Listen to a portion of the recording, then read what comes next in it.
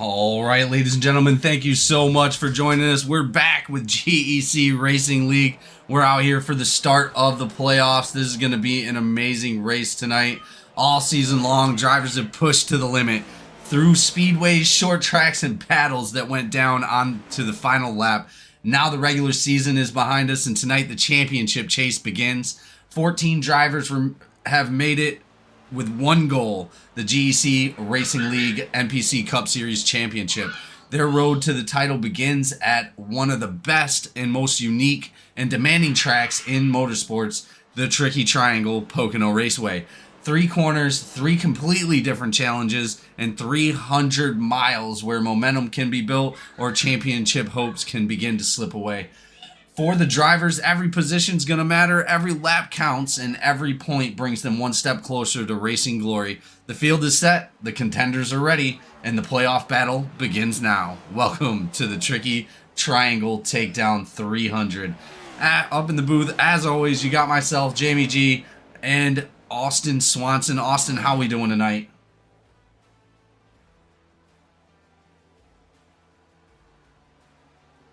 No, Austin? All right. Mason, you here with us? I am indeed, sir. All right. As always, Mason Arujo, how we doing, buddy? How getting ready for this first playoff race for the Cup Series? Yeah, it's exciting, man. I can't wait to see what these guys got to bring for this first playoff race, especially being the tricky triangle here.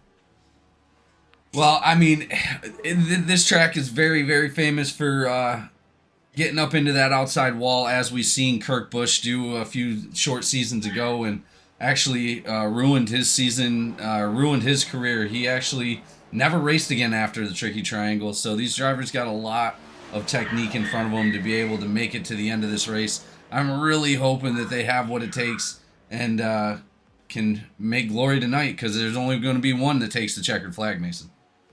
Absolutely, yeah. It's going to be interesting out here. So, as we go in, Mason, and look at the standings from last week, we were at Talladega, an amazing race, man. I was super thrilled to see those guys go that long. Only 3 cautions the whole race, and these guys came out and knocked it out of the park, with Dusty Haynes taking the checkered flag for the first time in his GEC career. I mean, just a phenomenal finish by Dusty Haynes in the whole field. Marino Jr. also coming in second place with a podium finish. Not the first time we've seen him up in the podium. He's actually won a couple races this season already. And Josh McCabe taking third. Those are our podium drivers for last week at Talladega. But man, a lot of good drivers also came in place. Shane Cochran in 4th. Keith Dunn in 5th. Darren Bruce in 6th. Jason McCabe, 7th, Garrett Caswell in 8th, Jordan Marion in 9th, and Richard Elliott in 10th.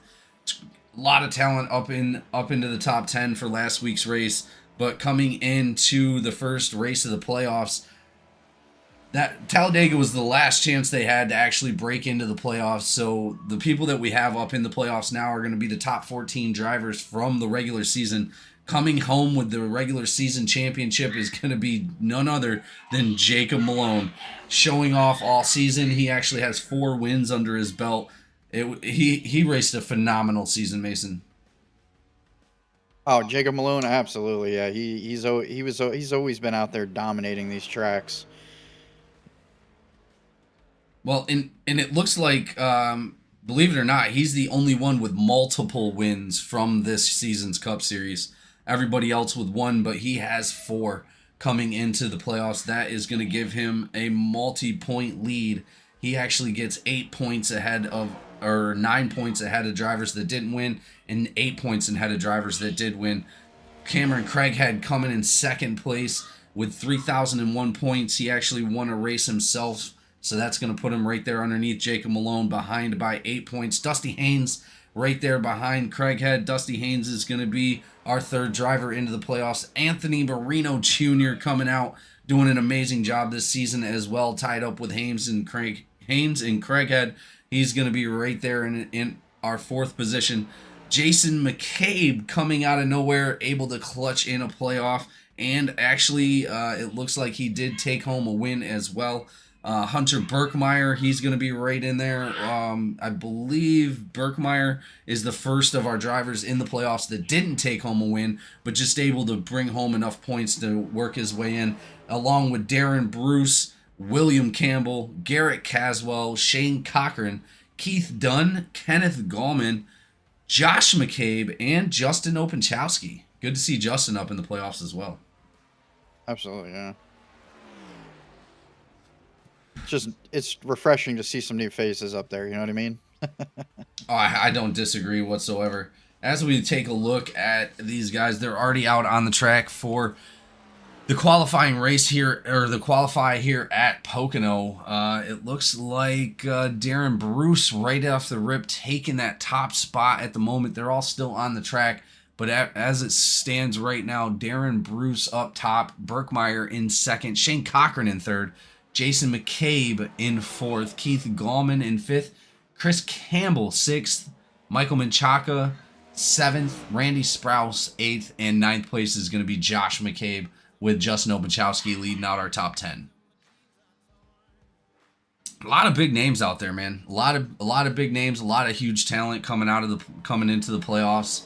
I cannot wait to see who's going to take home the checkered flag here for the Triangle Takedown 300, and it's going to be a tricky one, man. Yeah. A tricky one. Yeah, well, that's exactly why they call it the Tricky Triangle, because it's so technical. With three turns out there, these guys have a lot to work on as far as like keeping the momentum coming around those turns. That's really what all of it really is out here. Me personally, as I'm coming out to Pocono, I'm focusing on how I can get around that corner with the least amount of braking and the most momentum coming out. And I'll tell you, it's not the easiest thing in the world to do. I've been out here several times, and Pocono is not the easiest track in the world. Well, not only that, but I as I'm watching these drivers come around right now, like that pit box comes up pretty quick coming around that last turn. It does. So generally when I'm working on coming into the pits, I'm already slowed down enough to be able to hopefully come into pits without a problem. But if you're trying to pit early, or you got too much momentum coming out of that last turn 3, it's going to cause an issue trying to get into pit lane, especially if you have people underneath you. Yeah, for sure. Well, it looks like we got Jacob Malone out there right now with the top time of 53.18. He's got a new paint job out there, Mason. He's rocking the Hot Wheels. I was going to say, I was just looking at him. He's got a Hot Wheel paint scheme on there. Yeah, that's pretty nice. I like that. I like that a lot. It looks like Jacob Malone took that top spot. Darren Bruce right behind him, Craighead, and then Birkmeyer, plus Shane Cochran leading up into the end of the top 5. Changed up a little bit, but not a whole lot. These guys are going to be gridding up, so you know what that means, ladies and gentlemen. We'll be right back after your national anthem. Oh, say, can you see by the dawn's early light what so proudly we hailed at the twilight's last gleaming, whose broad stripes and bright stars through the perilous fight o'er the ramparts we watched were so gallantly streaming, and the rocket's red glare, the bombs bursting in air, gave proof through the night that our flag was still there. Oh, say does that star-spangled banner yet wave o'er the land of the free and the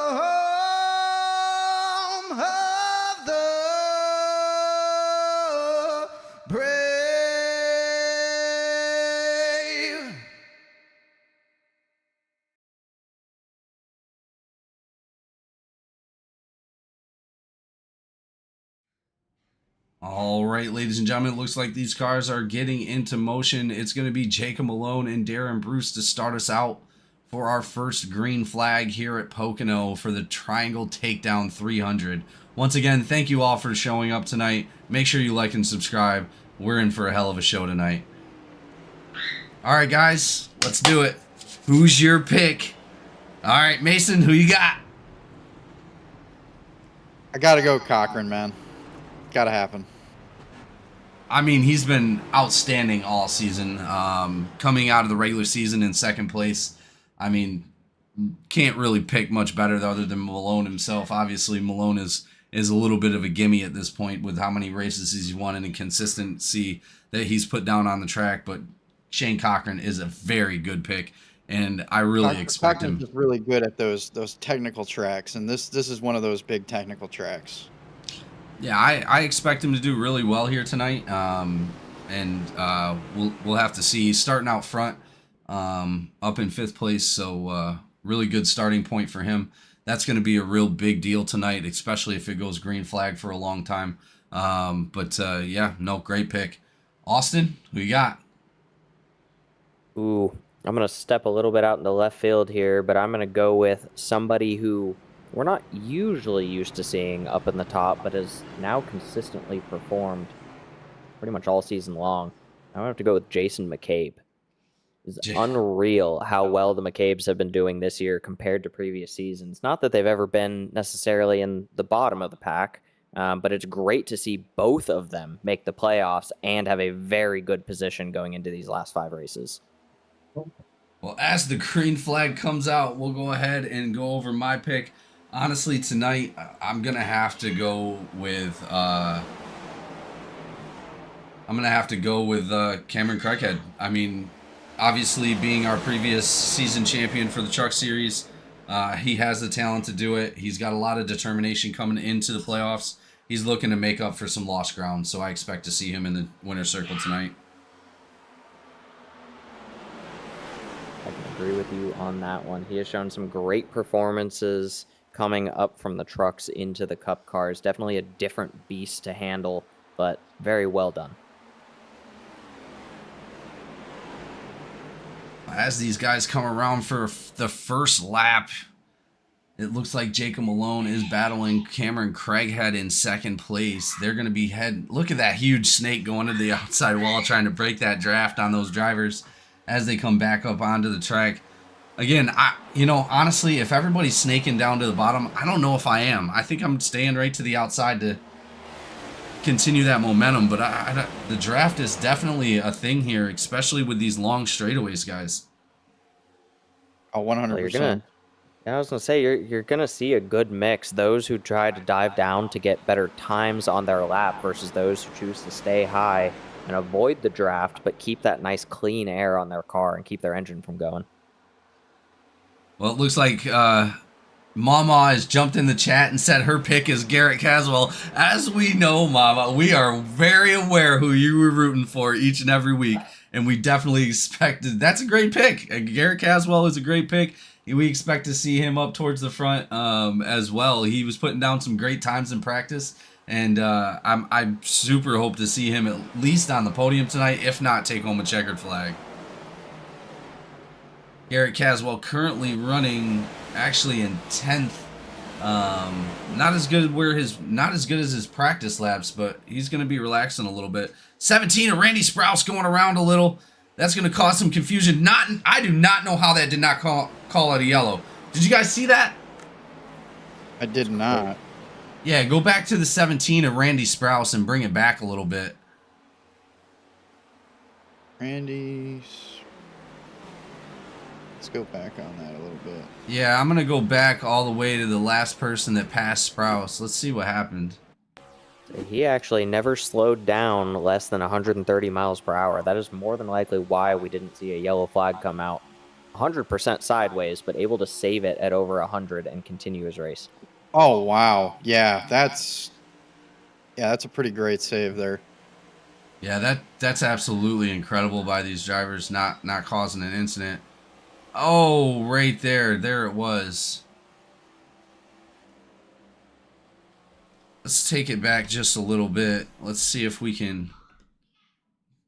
Yeah, it looks like the 48 just got on the inside of him right there, or the outside of him as he was coming up on the track. Not a whole lot of room there.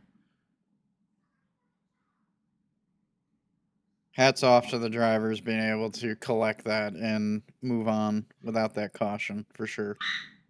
Yeah, I have no idea how they were able to save that from a caution coming out.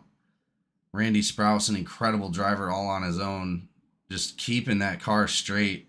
He took a little bit of damage on that right front end on that passenger fender, but yeah, he kept it straight. Hopefully he's able to maintain speed out there. Let's go ahead and take a look where he's at currently on the track. Yeah, he is going to be in last because of that damage. Following Joe Barrow. Joe Barrow back in 19th right now. Yeah, there's a bunch of damage on the front of that car, guys. I'm hoping he's going to be all right. And that kind of damage out here with a 2.5 mile track, I'm definitely going to be nursing that damage. I'm not trying to use my fast repair on something like that right away. Yeah, no, absolutely not. Way too early for that, especially like we've been saying, with this being a super technical track, you're gonna probably need that later down the line. 100%.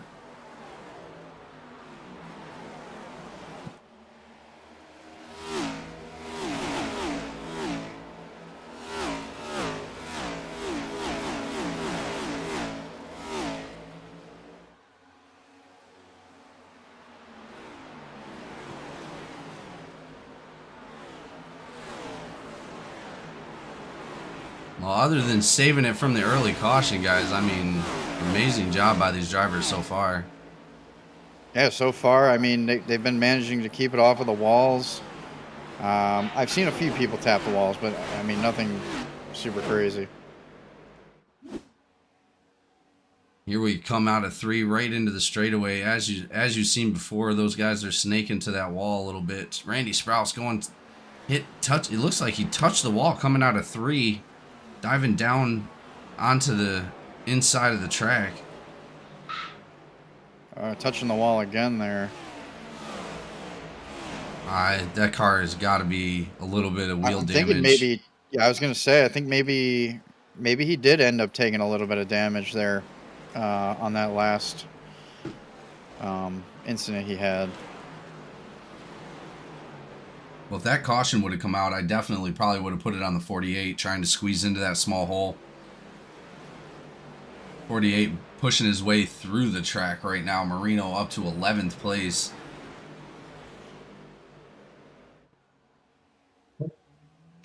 '17 just falling behind here.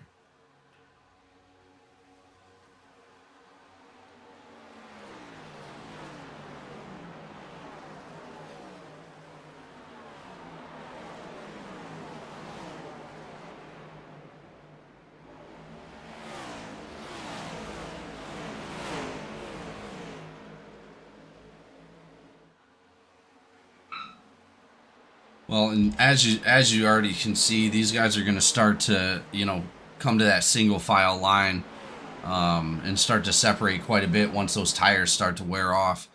Wear off on Pocono is very, very quick. You're going to see it within 10 laps that a lot of these drivers aren't able to maintain the actual speed that the drivers that are saving those tires, because really ultimately those turns, they're savage. They really are. And I'll tell you, a lot of the speed comes from those fresh tires, but consistency as well. Randy Sprouse going down into pit lane under green flag. That is going to have huge implications for him.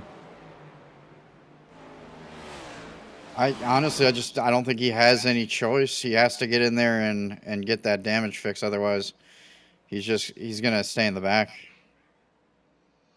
I think it's smart for him to get in there, get it done now. Try to get that lap back at the end. Yeah, but the question is he going to use that fast repair? I don't think he is. It doesn't look like he is. But... No, he's keeping the tires on. He's actually getting that damage fixed slowly. Oh, was he not even in pit lane this whole time? Mm, no, it looks like he might have just hit. Looks like he keeps the backing pit up box. and moving.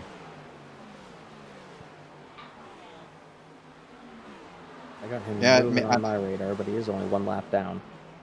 thinking maybe he was having some trouble getting into his pit box there. Not sure if he actually got any damage repaired there or not, but he is back out on the track. Well, the lowest of the playoff drivers right now is going to be Justin Openchowski back in 18th place. Hopefully he can make his way back up towards the front, but Jacob Malone and Cameron Craighead still dominating the field. Darren Bruce right behind him with Chris Campbell and Hunter Burkmeiler leading out our top 5.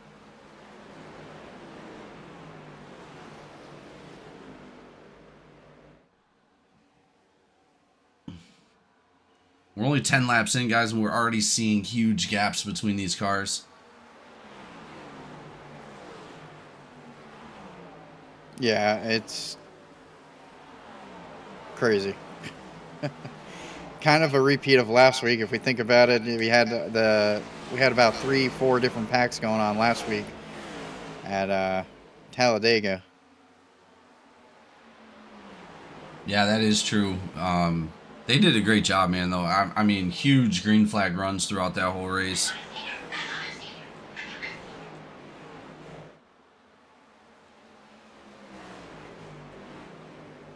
And I believe we finished under green, too, which was awesome. Yeah, yes, we did. It was an What are they interesting doing green, now? but it was green nonetheless.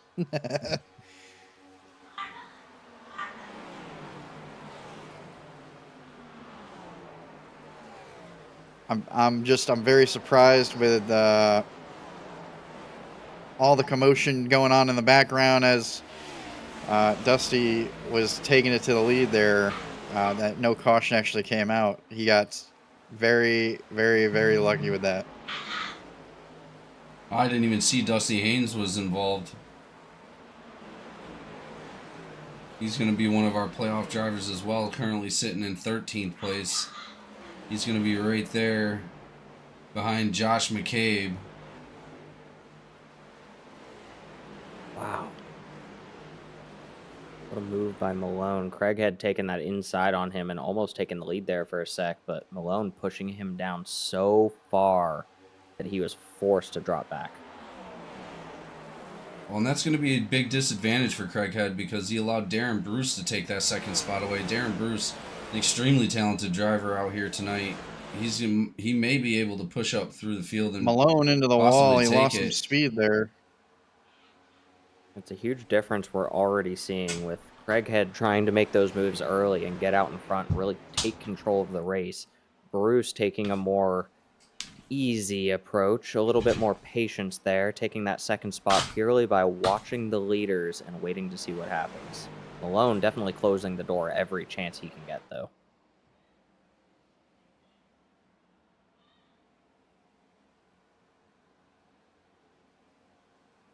Hot Wheels, man. Gotta imagine the wheels on that car right there is definitely hot right now.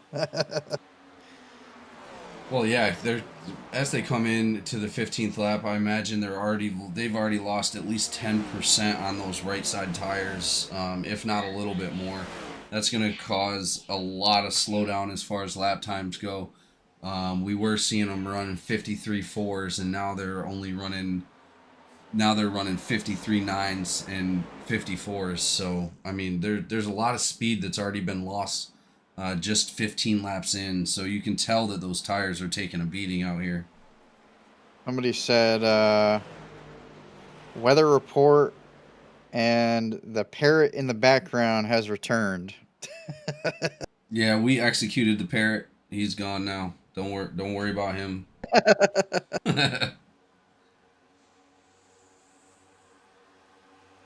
Freebird. Yeah, free bird. They actually, I think it's gonna be the number 19. Darlington is racing a Freebirds paint job this week. I seen that. Yeah. That's crazy. Hanneman would be proud.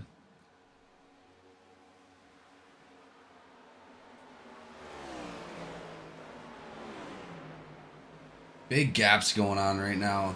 There's between first and 19th, there's about 8 whole seconds already taken off.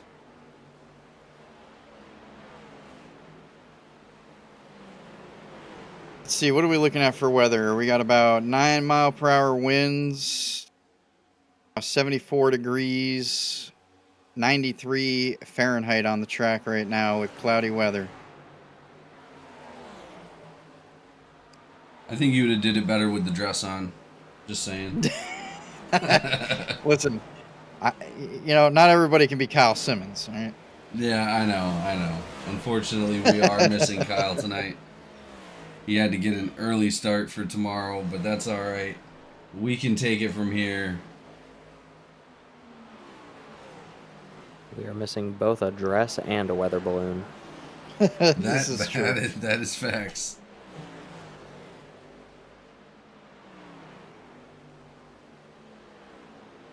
Not a lot of changes as far as positions are going as these tires are falling off. Menchaca going out wide, seeing if he can gain some momentum on Marino Jr. Marino Jr. is still maintaining that spot up in front of Michael Menchaca in 10th place. Marino Jr. breaking into top 10 for right now.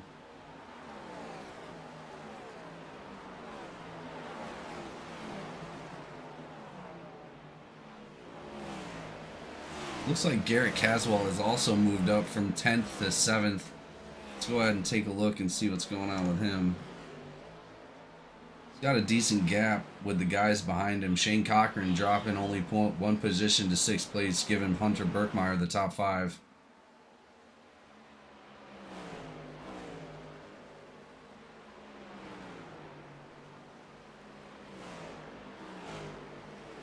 Caswell, before the race, was talking about how he's uneasy here at Pocono, but seems to be doing really well, considering he hasn't dropped out of the top 10 all night. I really expect to see him push up to the top 5 here soon. But man, with those dirty tires out there and the wear that's going on, it's going to be really hard. He's going to be sitting behind Shane Cochran in 6th.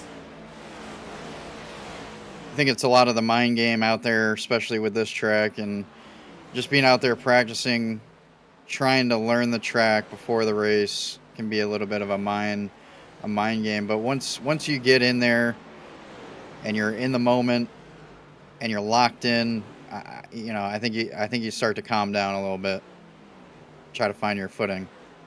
Yeah, I mean, and that's going to be the whole point of tonight, is just being consistent, not trying to wear down your tires, save as much tire as you possibly can. And as we have a whole bunch of drivers coming in, Malone being one of them, he's going to be our first one. That puts Hunter Berkmeyer up to the lead. Berkmeyer now leading this race. Malone, Bruce, Craighead, Campbell, Cochran, Caswell, Gallman, Marino Jr., Haynes, Elliott, Dunn, Kiernan, and Barrow all coming into pit lane.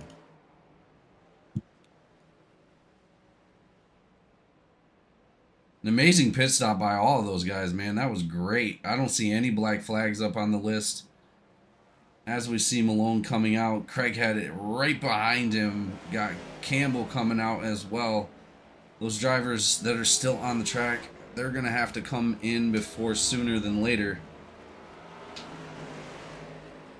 Uh-oh. Barrow's just sitting there. Barrow didn't catch a black flag, did he? No, not that I see. I don't see anything. Yeah, I don't see any black flags at all. Oh, looks like he's coming back out now.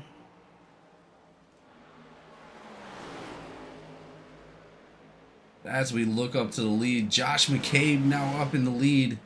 I believe that's going to be the number 36. He's still got to come in. Everybody else behind him came in. Berkmeyer, his brother Jason McCabe, Menchaca, and Marion all coming in. Let's go ahead and take a look.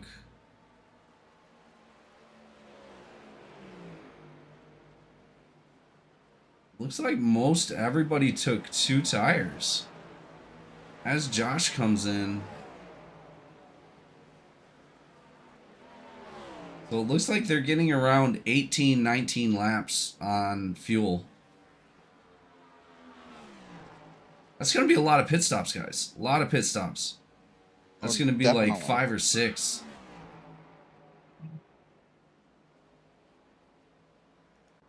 But as McCabe comes in, Malone is going to be taking the lead from him right here.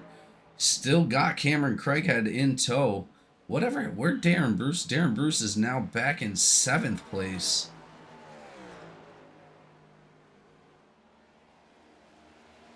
Man, a lot of shifting. Some interesting facts as far as fast repairs go. With 20 laps gone, we do already have 3 fast repairs used. Anthony Marino Jr., Justin Openchowski, and Randy Sprouse, all without fast repair for the remaining 105 laps. Wow. Really? That's actually incredible because I didn't see any of those guys getting into trouble other than Marino into that first incident where they actually saved it. Like, why? I'm confused because that's the last thing I want to do. With maybe getting some of those wall taps in there, maybe people that are messing up their wheels. That's the only thing I could think of, but I don't know why that would.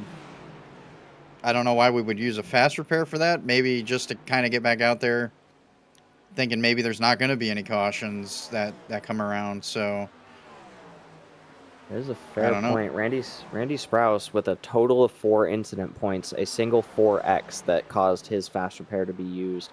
Openchowski with 6 incident points, a 4X and a 2X. And surprisingly, out of all of them, Anthony Marino Jr. with the highest incident point count in the race so far, 8 points, 2 4Xs, and a fast repair gone. Wow.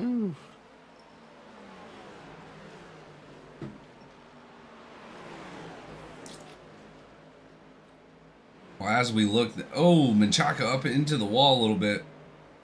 But as we take a look, Barrow with that mishap in pit lane, he's now about 20 seconds, 25 seconds off of the main pack. He's looking for that caution to come out so he can catch back up and get back in this race. You know, Mason may have had a pretty good point there that a lot of these guys are probably waiting for cautions to come out to kind of reset the track position. My fear with how wide this track is, we may not see too many cautions with a ton of room to avoid things. Yeah, that is also very, very true. But man, I think the separation is going to come into a lot of play as well.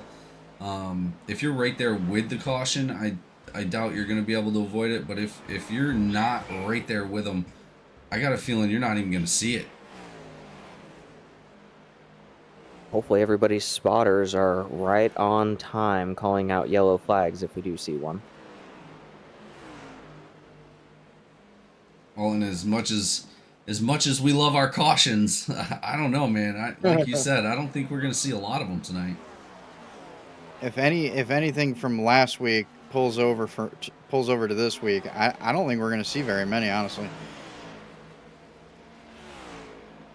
Well, in a little bit of a change up as far as our top split goes, Malone now pulling in ahead of Cameron Craighead by 1.6 seconds. It looks like Craighead is actually not that far behind, but he's going to be about 5.5 seconds in front of Chris Campbell, which is in 3rd. Chris Campbell is going to be pretty much by himself with Shane Cochran following in 4th. Cochran making 2 positions up in... Oh, we do have a caution. Jordan Marion. Caution goes out. Let's go take a look.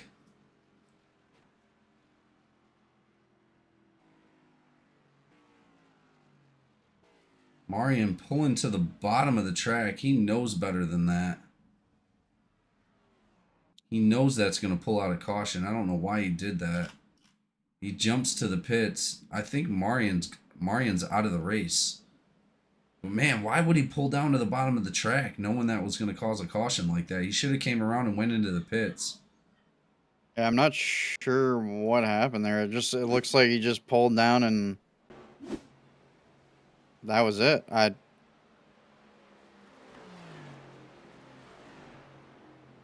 don't know.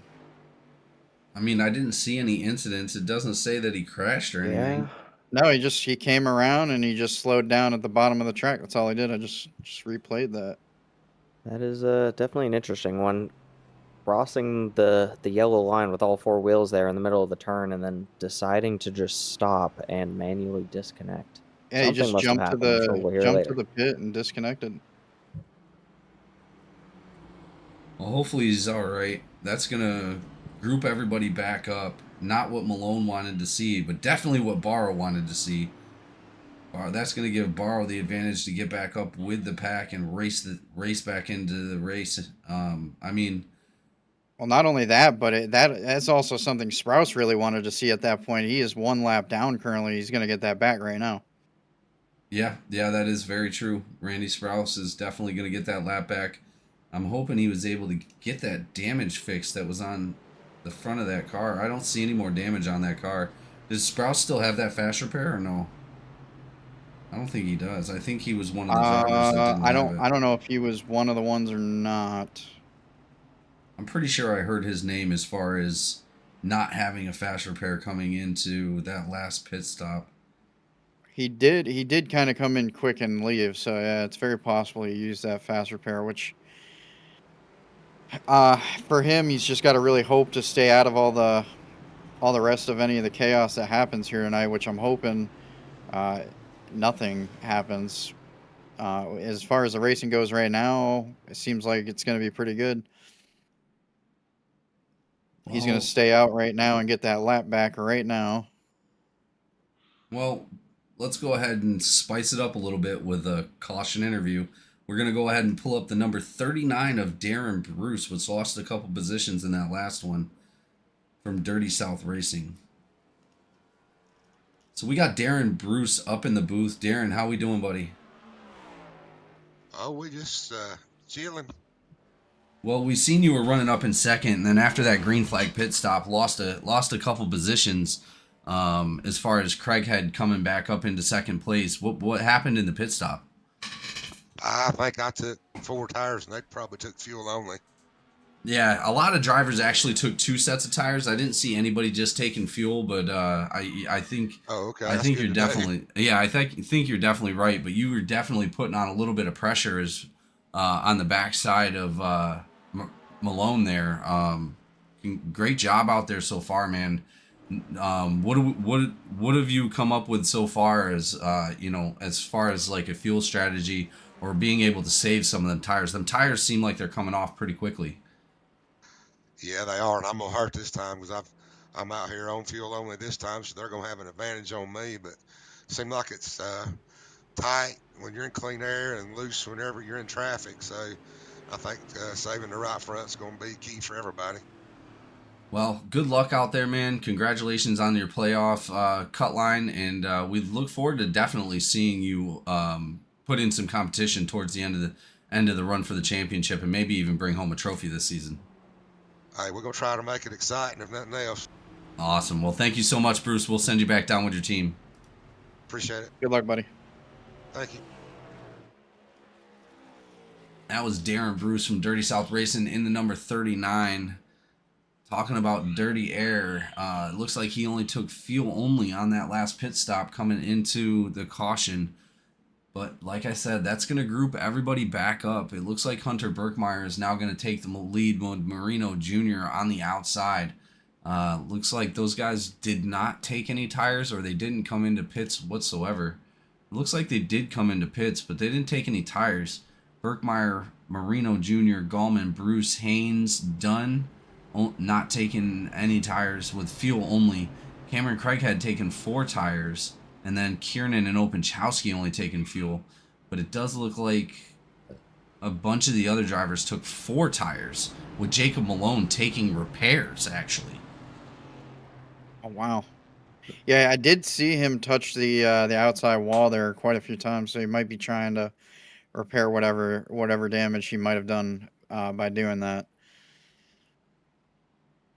And it's best to get it done early. Who knows how many cautions you're actually going to have. If it wasn't for Marion dropping down to the bottom of the track, we really weren't seeing a whole lot of movement as far as like being able to cause a caution. These guys are going to be now grouped back up, so we could see a little bit of action here coming to this next restart. Lights are off the pace car. It's going to be the number 95 and 48 going to battle it out for this green flag restart. Let's see what happens here at Pocono.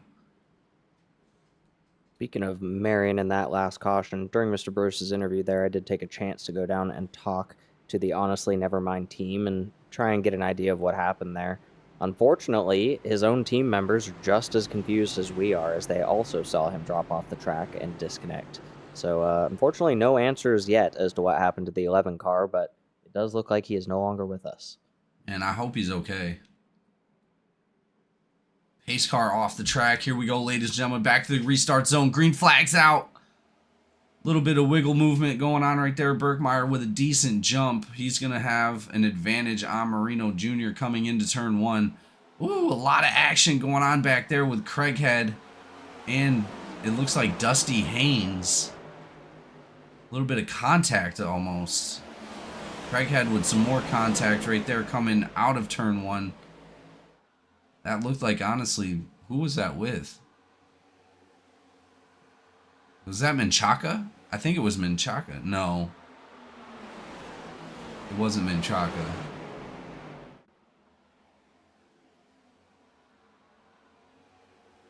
But either way, caution is out once again.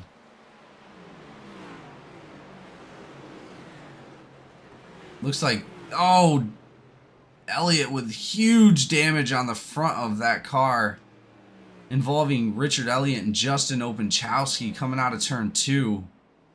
Let's go take a look and see what happened right there, ladies and gentlemen.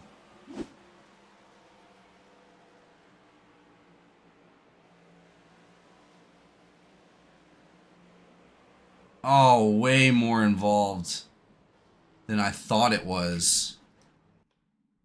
Let's bring that back a little bit and slow her down. Quite a few drivers involved in that. Garrett Caswell, Openchowski, Kiernan, McCabe, Elliott, and Sprouse. Yeah, it looks like Caswell getting on the inside, going 4 wide.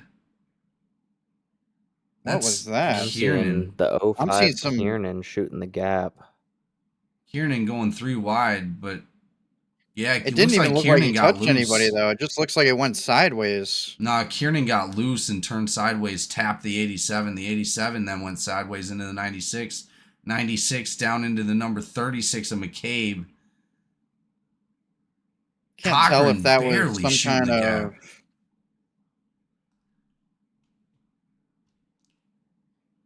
Sprouse also involved in that.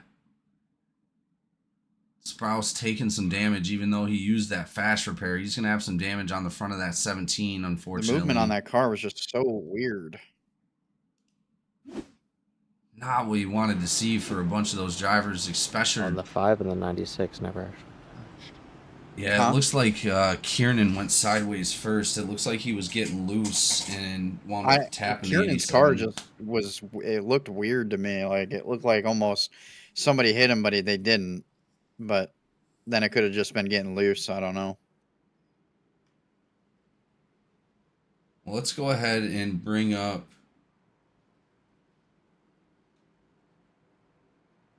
Who do we want to bring up? I was going to bring up Shane Cochran, but he's unavailable right now.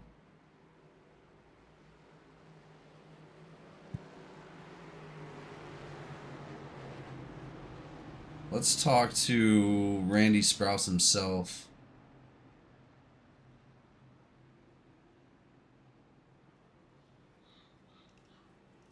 So we got the number 17 up in the booth. Randy Sprouse, unfortunately involved in that last accident right there at the end of it. Randy, I see you had a couple incidents already, getting mixed up with Marino Jr. in the beginning, having to use that fast repair. And then obviously catching a little bit of damage right there. Are you all right? I'm good. I'm just having one of these days, you know. Yeah, man. And again, And nothing to do of your fault whatsoever. We looked at the last one with Marino when you went into the wall. Beautiful save by you. Amazing driving. Just incredible save by not bringing out that caution and keeping it straight, but just taking the disadvantage on that. It looks like you are still on the lead lap. How much damage did you take off of that last one? That was only 30 seconds.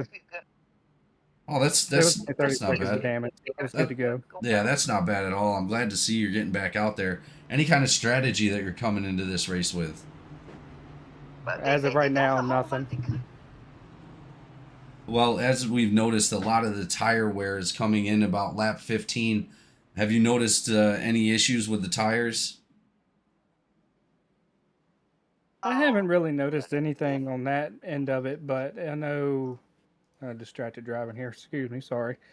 Yeah, I haven't really noticed it because I've pitted and gotten tires a couple to it. I mean, my car feels great, other than the damage that I've had. Well, it looks like you got it all fixed, man. I really hope that you can start pushing up through the pack and get you a little bit of a better position. But man, just really unfortunate so far, man. Sorry to see that.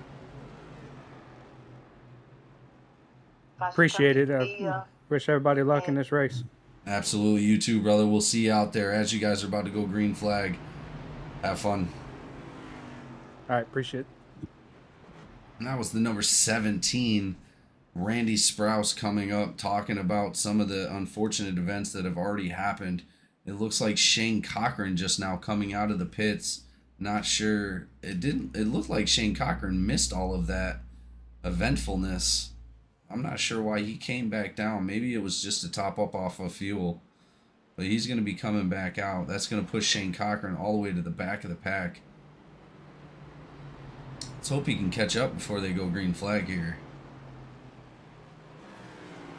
As we come back out, Hunter Birkmeyer once again, Marino Jr. on the outside.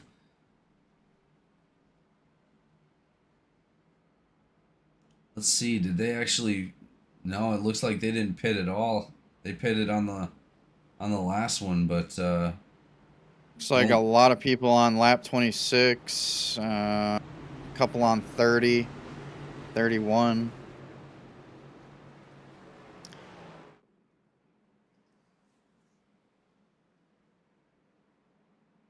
A lot of the front of the pack came in last lap 26. Well, and we're off. Pace car dove off. We're already green flag here. Hunter Birkmeyer taking the advantage and jumping out to the outside lane in front of Marino Jr. We're going to see that bottom line start to charge as Darren Bruce moves his way up into third place. But that's going to give an advantage to Cameron Craighead. Cameron Craighead actually changed his tires on that 5 laps ago. So he's going to have 4 fresh tires. He's going to be moving up the pack pretty quickly. I mean, five laps may not seem like a lot, but it's a big advantage when you're on those fresh sticker tires. Oh, absolutely. Oh, Kiernan into the wall.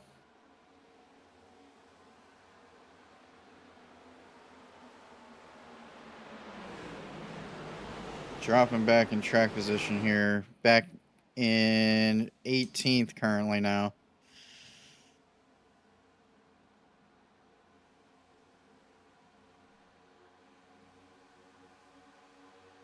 Kiernan involved in that last caution. I'm hoping he got all that damage fixed. Let's take a look and see who's actually done a bunch of repairs already. It looks like Justin Openchowski taking 1 minute and 13 seconds already. Garrett Caswell with 40 seconds of damage. Shane Cochran also with 40 seconds. Randy Sprouse with 37. Joseph Barrow with 17. And Jacob Malone with 12.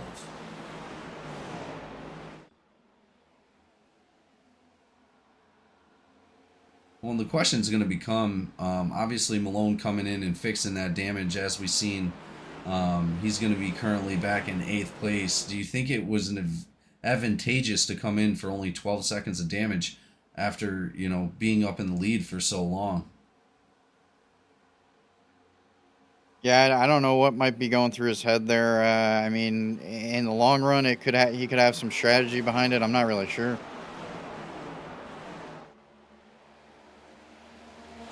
Well, either way, exciting racing out here at Pocono. These guys are putting it all on the line. we're starting to see a little bit of a spacing going on right now. Not a whole lot of passing, but Berkmeyer is going to be leading this field for OCS. So we got a battle here for 13th. Jason McCabe and the 86th, Shane Cochran. Shane passing him down low to take that 13th position. Yeah, I expect to see Shane Cochran starting to move back up through the pack. He was one of those early pitters. He did get some of that damage fixed. As we've seen, he had about 40 seconds worth of damage. Not sure where he incurred that at because, like I said, he split the gap and was able... Oh, we got a little bit of door banging. Whoa! Menchaca and Garrett Caswell right there. Both just getting into each other, door banging it up. I'm surprised that did not bring out a caution. Incredible driving by these guys, but man, I'm sure one of those guys are not going to be happy about that.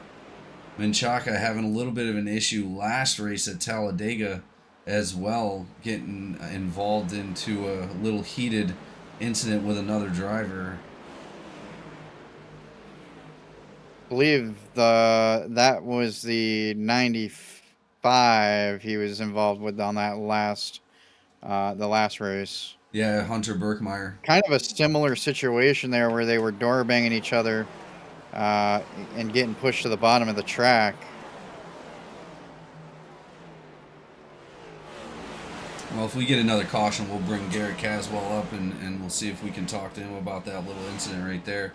But as we go through, we do have Josh McCabe up in the middle of the pack. Let's see what he's seeing out that windshield right now.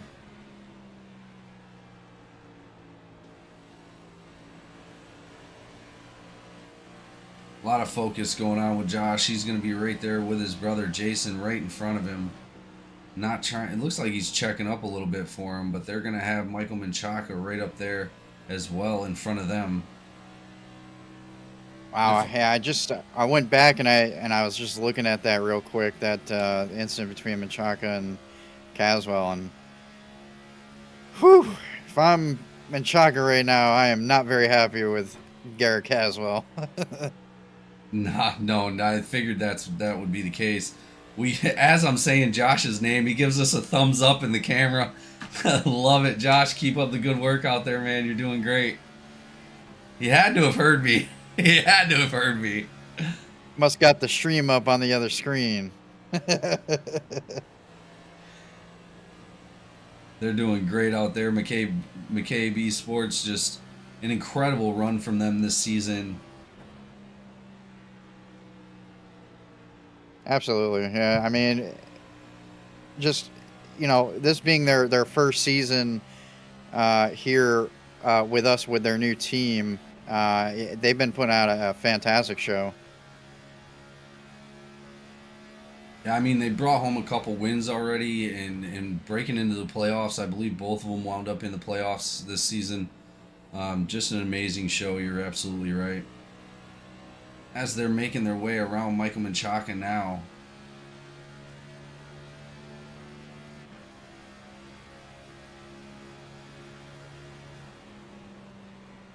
Huge run from Josh McCabe.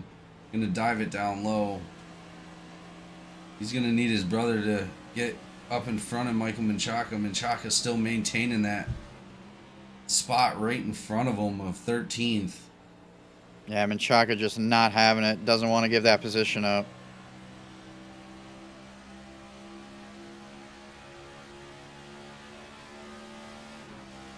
Looks like he's going to give a little push to his brother coming into turn one. Yeah, Menchaca is not trying to give that spot up at all. Oh, but unfortunately, he's losing it here now.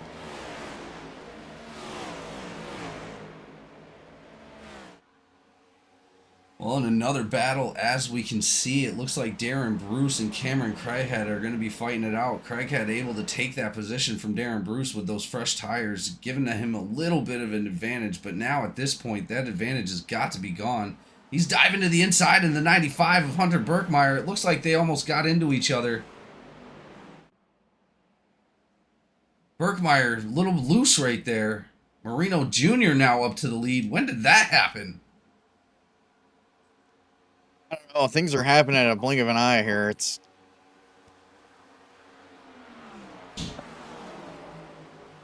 I'm quite interested to see what happened. Let's go back a little bit and see what happened right there as he passes Hunter Birkmeyer. Oh, I thought he got into him way more than that, but apparently not. Birkmeyer, or looks like Bruce up into Birkmeyer a little bit. Birkmeyer dropping back behind Darren Bruce.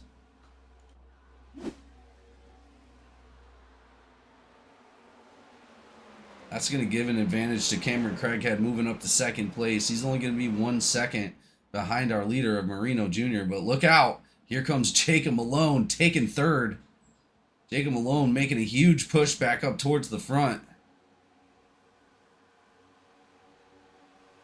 I don't know about you guys, but if I see Jacob Malone in my rear mirror, I'm already worried. So that's going to cause a lot of pressure. I know that I'm definitely getting a little bit more tense with him behind me for sure.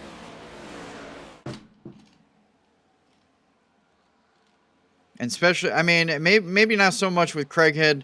You know, these two drivers here, they have a pretty similar racing style, and I think they tend to be pretty comfortable around one another, although they do race each other hard. Oh yeah, no doubt. We've seen a couple incidents involving those exact drivers not that long ago, actually.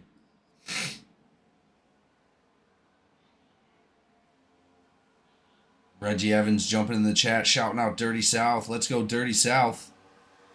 They are pushing hard. Dirty South Racing right there in 4th place with Darren Bruce.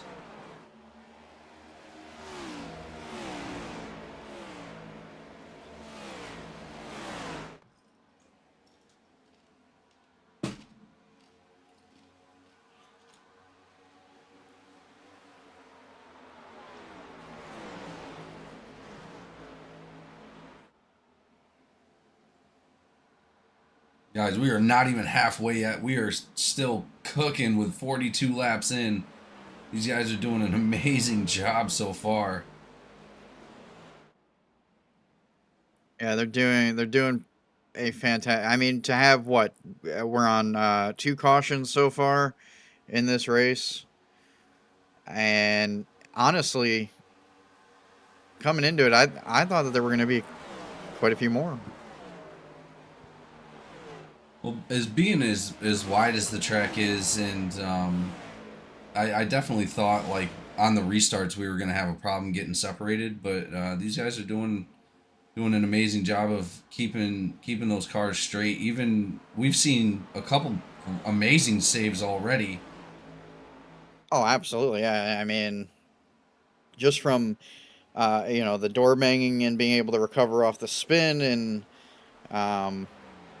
that one at the very beginning with getting spun into the wall, but still being able to keep it on the track and recovering and not causing that caution. I mean, yeah, it's fantastic.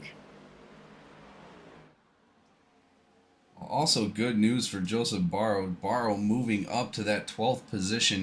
Or 11th position. It looks like he's about to break his way into the top 10 as long as he can get up to the back of Garrett Caswell. But that is a little bit of a gap. Caswell about 2 seconds ahead of Barrow.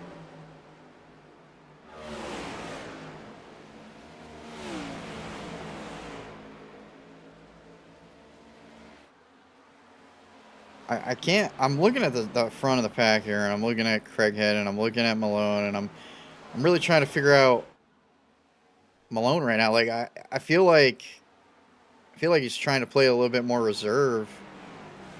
Not really trying to go for that pass right now.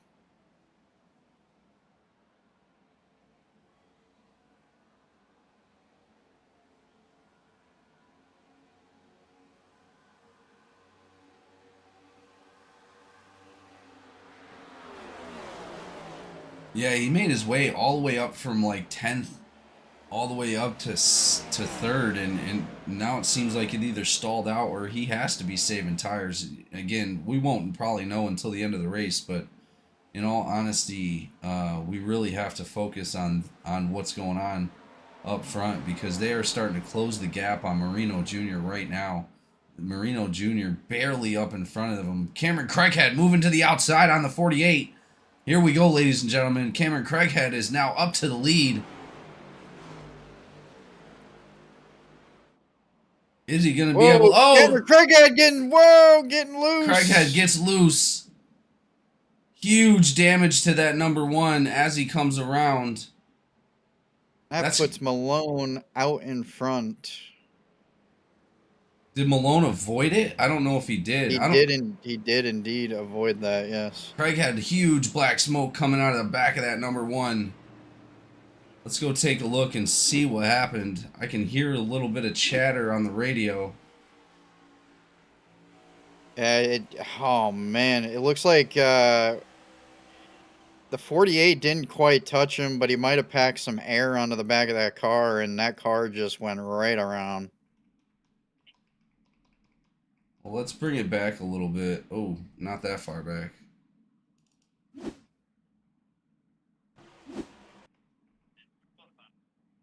Because it looks like coming around that corner, yeah, I don't think the 48 touched him at all. No, I don't think he touched him. I think he just, like I said, he packed the air onto the back bumper there, and I think it just kind of sent him. Yeah, I don't know if that's going to be on the 48, unfortunately. I'm going to try to get another angle here. Let me... Might be called a racing incident, maybe, but... Back it up here.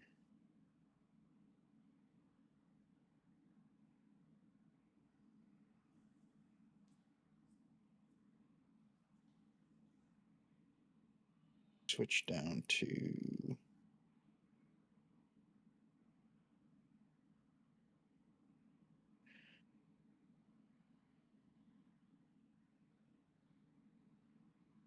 Maybe some netcode involved? Can't really tell. Who was it? It was a 48. I was gonna say I'm either the packing the air on the back or the one just losing it there. It definitely saw some sliding going on as they were going through the turn.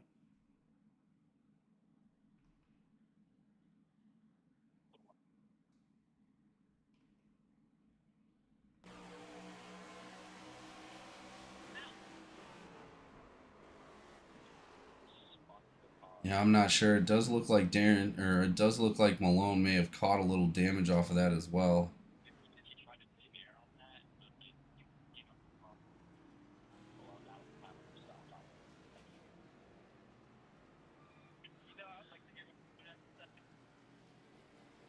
Wow.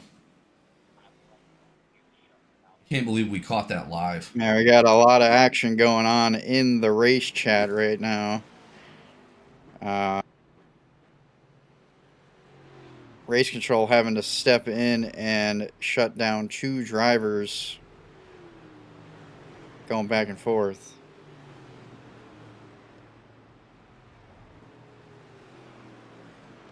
Does look like the number one was able to get that damage fixed with a fast repair. But being we're not even halfway through this race yet, he's going to have to be careful from here on out.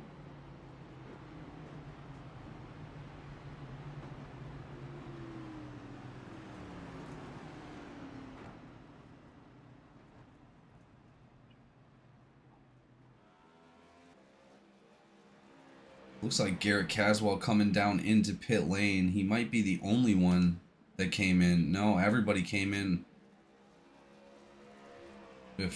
before that.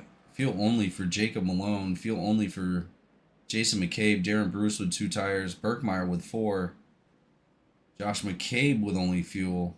And then the rest of the drivers looks like 4 tires, except for Kay Dunn and Elliott, which only took 2. Interesting strategy coming into this next one. I'd pull somebody up for another interview, but I didn't have a chance while we were looking at that. But man, just really unfortunate for the number 1 and 48.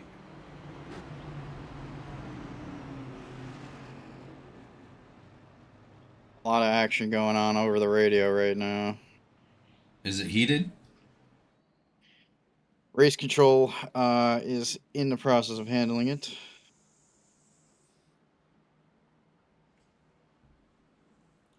I mean, I don't know why they would be going back and forth with each other, though. Looked like a simple incident.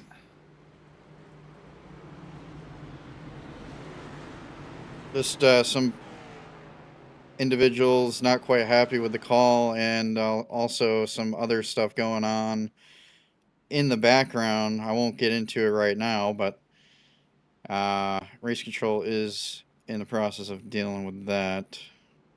What was the call? The call was fault of the number 1 for getting loose and spinning out there. Well, and we already figured that's probably what it was going to be. Did the one Right. disagree with that? There was some disagreement in that, wondering as how it was his fault. But here we go. We're green again. Green flag is back out, ladies and gentlemen.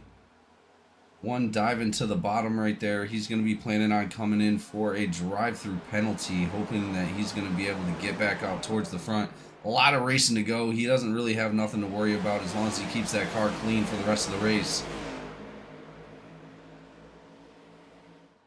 Barrow to the outside of the number 1 at the moment. Hopefully, it looks like he's on the outside of the 02 actually. Let's hope the number 1 can get in there nice and clean.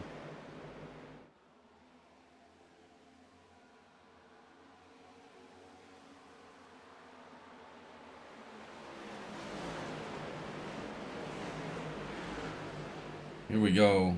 He possibly could be coming in now. He decides not to come in right this second. He's only got 2 laps to come in for that penalty, but this is going to give an advantage to Joseph Barrow to take that position. Or, well, Joseph Barrow looks like he's fallen back a little bit, back to 13th place. That's going to give the advantage to Richard Elliott of the 02 to possibly jump into the top 10.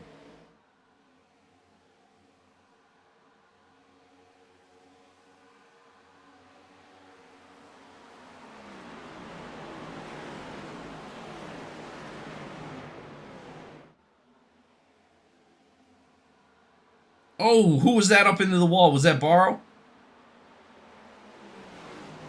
Let me go back and take a look. Sorry.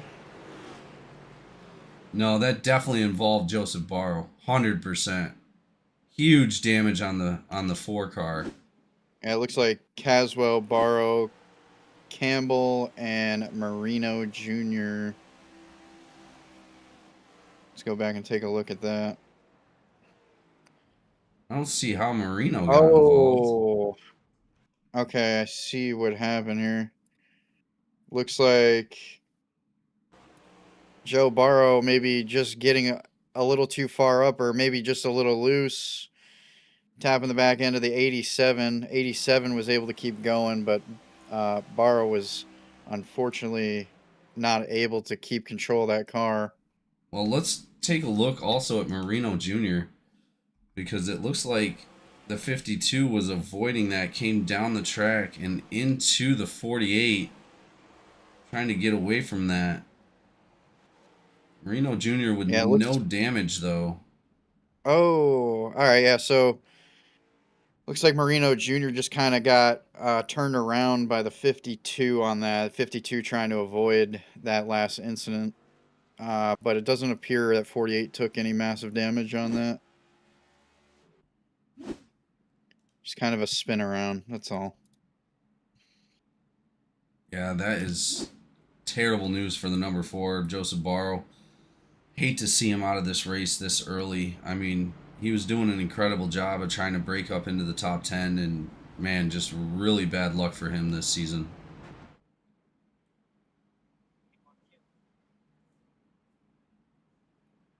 And it appears that Barrow has backed out of the race. He is now out.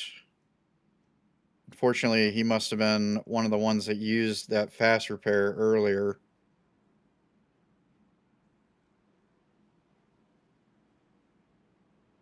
Well, we see a majority of the field coming down in. Malone, both McCabe's, Cochran, Dunn, whole bunch of them coming in.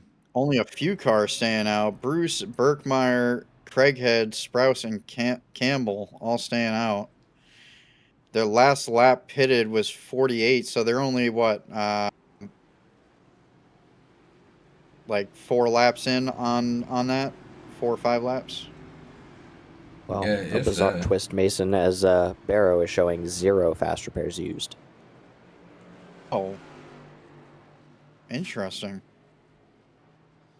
Isn't that what happened last week too? Or no, he did use his No, fast he repair did last week. say he used it last week, but it appears this week, still having that fast repair, just ended up pulling it off the track and ending the race. Dang, not what I wanted to see for Barrow whatsoever.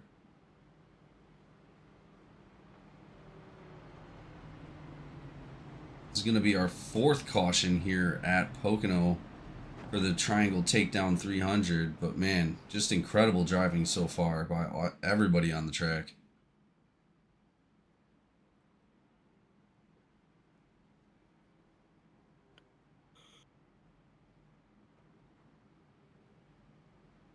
We're getting to about halfway, Mason, and you know the pressure's really got to be on to start making moves, because if it goes green flag for the rest of the race, you really got to start thinking about, you know, where you're starting off on these green flag restarts and how well you're going to be able to maintain those tires, because it seems like Yeah. the tire wear has been incredible. As we talked to 17 of Randy Sprouse, he was saying that he really didn't notice much on the tire wear, but I gotta say, I think that tire wear is huge here, really really big. I also think it's pretty big, but I mean, like I was saying earlier, it could be different for all of these drivers. Some of these drivers might have a specific line that they're running that it may not use tire wear as much as other people's lines. So maybe that tire wear just really isn't as bad for them. But I think coming down towards the end of this race, they're gonna have to start breaking that line that they're using to try to get these positions. So the tire wear is definitely gonna be a factor coming to the end. Absolutely, and I believe the pit stop strategy is really going to come into play. Like we were saying, they're only getting about 20 laps, 18, 19 laps on a tank of fuel, so we could see at least 3 more pit stops in this next stint of the race. But as we lead into it, talking about Randy Sprouse, he's now moved up to the 4th position, breaking up Huge into move. the top 5. Huge move for the 17, absolutely. Being 1 lap down at the beginning of the race and then coming back to being 4th, I mean, he's got to be feeling all kinds of joy right now. But if I'm him, I definitely don't want to get too joyful, as there is still some time left in this race. So definitely want to focus up. This would be the time.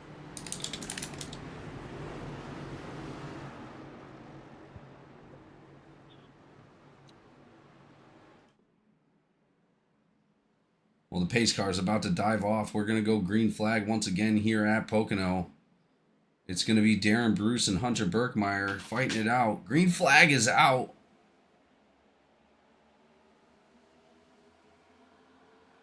Craighead moving his way up to 2nd place, diving up in front of Burkmeyer of the 95. He's going to be chasing down Darren Bruce. Going on his outside, or his inside rather. Incredible move by the number 1, just not able to make it happen coming out of turn 1.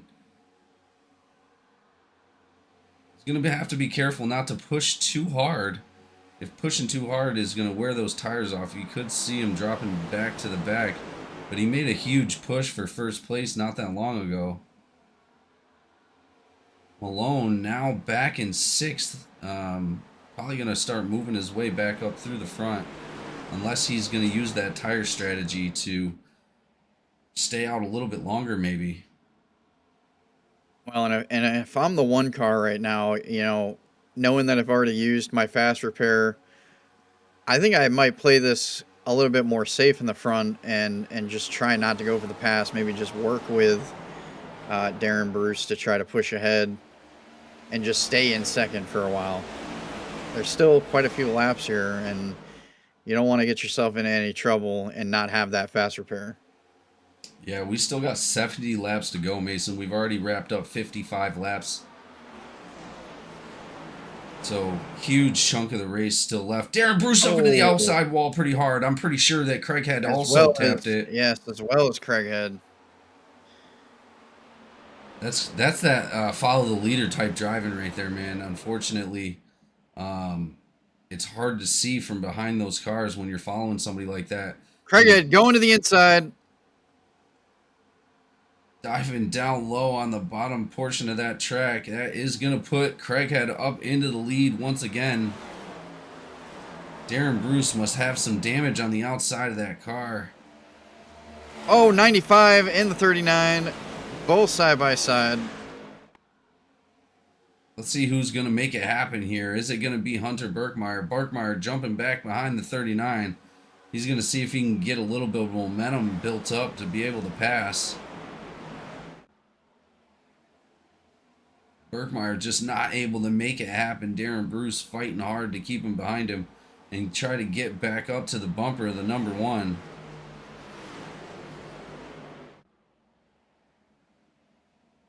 .52 starting to catch up with 95 now. He's going to be wanting to try to take a peek in here, see if he can maybe get a position. Yeah, the Darren Bruce must have taken some damage on that hit to the wall, because 95 is going to go ahead and take that position away. 52 with Campbell going to be right on the outside of the 39, diving back in behind the 39. But that's one more position back. Darren Bruce now sits in third. Here comes Malone looking down on 52, pulling in behind him now. Well, like I said, you got Malone behind you. You already got enough pressure on your plate to make a mistake. Let's hopefully the 52 can concentrate and focus on what he's doing rather than who's behind him. Those top 5 cars just lined up beautifully coming down that front stretch, coming into turn 1. Yeah, they have absolutely pulled away from that backpack. They are now at a 2-second gap from Marino. Man, 95 trying to go down low, seeing if he can make anything happen on the inside of that 1, just not able to do it. It's up to the 1 to stay consistent at this point. Malone looks like he's just biding his time back there behind the 52. I think if he wanted to, he could have passed already. Looking to the outside of the 52. Oh. Woo! 52 gets loose a little bit right there, giving the advantage to 52, keeping him on that wall. Oh, man, you couldn't fit a piece of paper between the wall and Jacob Malone. Wow, right that was insane.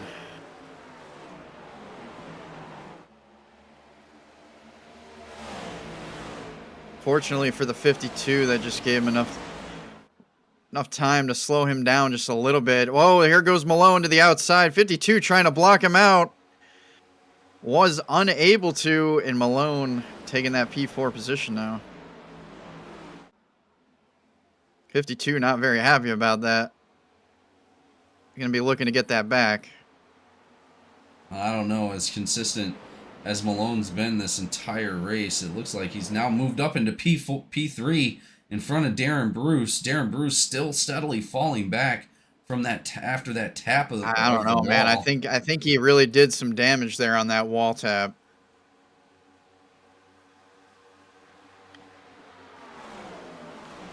Interestingly enough, though, Cameron Craighead still able to keep his speed, even though he did also hit that wall. Maybe just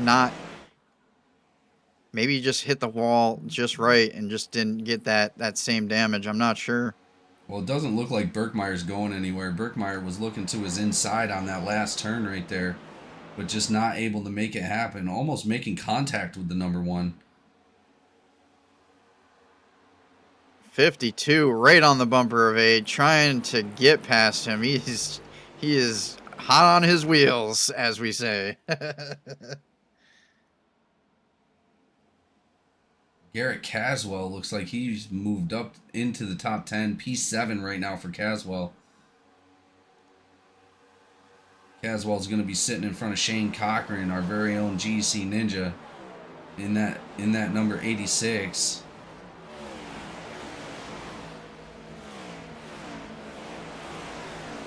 I mean,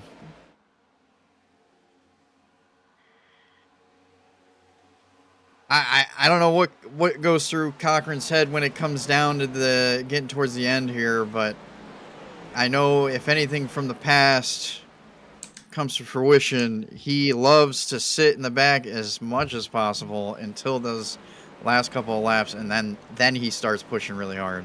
So I guess we're just gonna see what he's got in store for us tonight.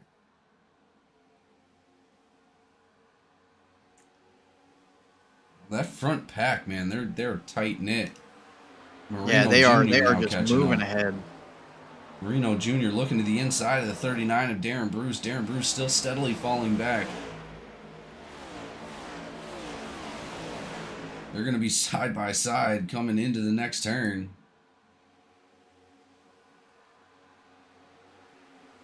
They're saying we should interview Mama next. I could if I would. Darren Bruce, it looks like he tapped that wall again. Not sure what all the way happened down right on there. that. But that's going to put him up in front of Garrett Caswell. Garrett Caswell looking to break in to that P6. He's got Shane Cochran right behind him.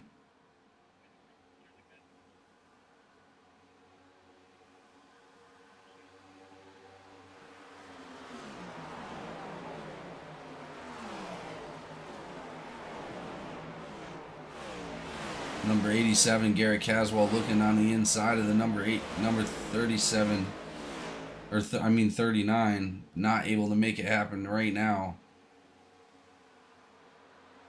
Hopefully Bruce is able to get a little bit of that damage fixed the next time they all come in. We are now officially halfway through this race, ladies and gentlemen. 62 laps to go. Cochran on the inside of Garrett Caswell, not playing around, already making moves. Looks like he is going to take that position away. Cochran now moves up to 7th place to battle out with Darren Bruce.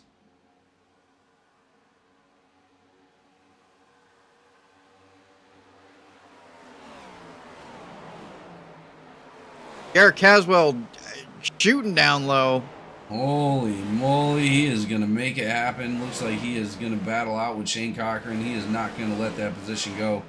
Diving back down behind Shane Cochran, not able to make it happen right there, but they're got to be careful. Dusty Haynes looks like they are he's right behind those guys.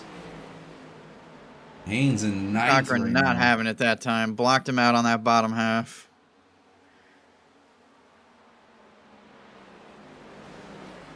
Well, I wonder how long Cochran is going to sit behind Darren Bruce.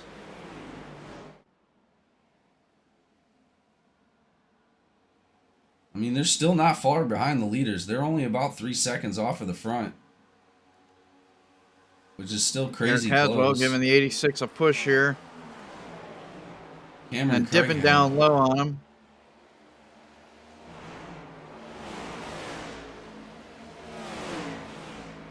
Still just not able to pull that pass off. Cochran getting super close to that wall coming out of that last turn. Just incredible driving by the 86. Malone just getting into that wall. Malone hit the wall Seems again. like again and again and again, just not able to keep it off that wall. Well, Jacob Malone now up into second. Woo! He is wiggling hard. Whoa, whoa, whoa. What is going on with that car right now? Is he doing that on purpose? I don't know what's going on. You better keep it easy though, because you don't want that car spinning out right now. No, definitely not up in front. Oh man, he's doing it again. I think what I think he's trying to get them tires more. Is he on new tires? No, there's no Not on new way. tires, right? No. And you wouldn't do that during a race. That's crazy. He's getting really loose he got there. sideways right there. Oh, he's doing a lot of overcorrecting here. I think he's just trying to keep that car from spinning out. That's going to give a huge advantage to Cameron Craighead. Creating a huge gap right there. Wow, I don't know what's going on with that car right now. That is insane. That is incredible. I'm hearing from the radio chatter that he may be missing a toe link at the moment. Oh, okay. That would make a little bit more sense. Well, it looks like that's going to give the advantage to the number 48 on the inside of Jacob Malone. Notification that we're live again, so. Okay, I got it. Oh, it's back.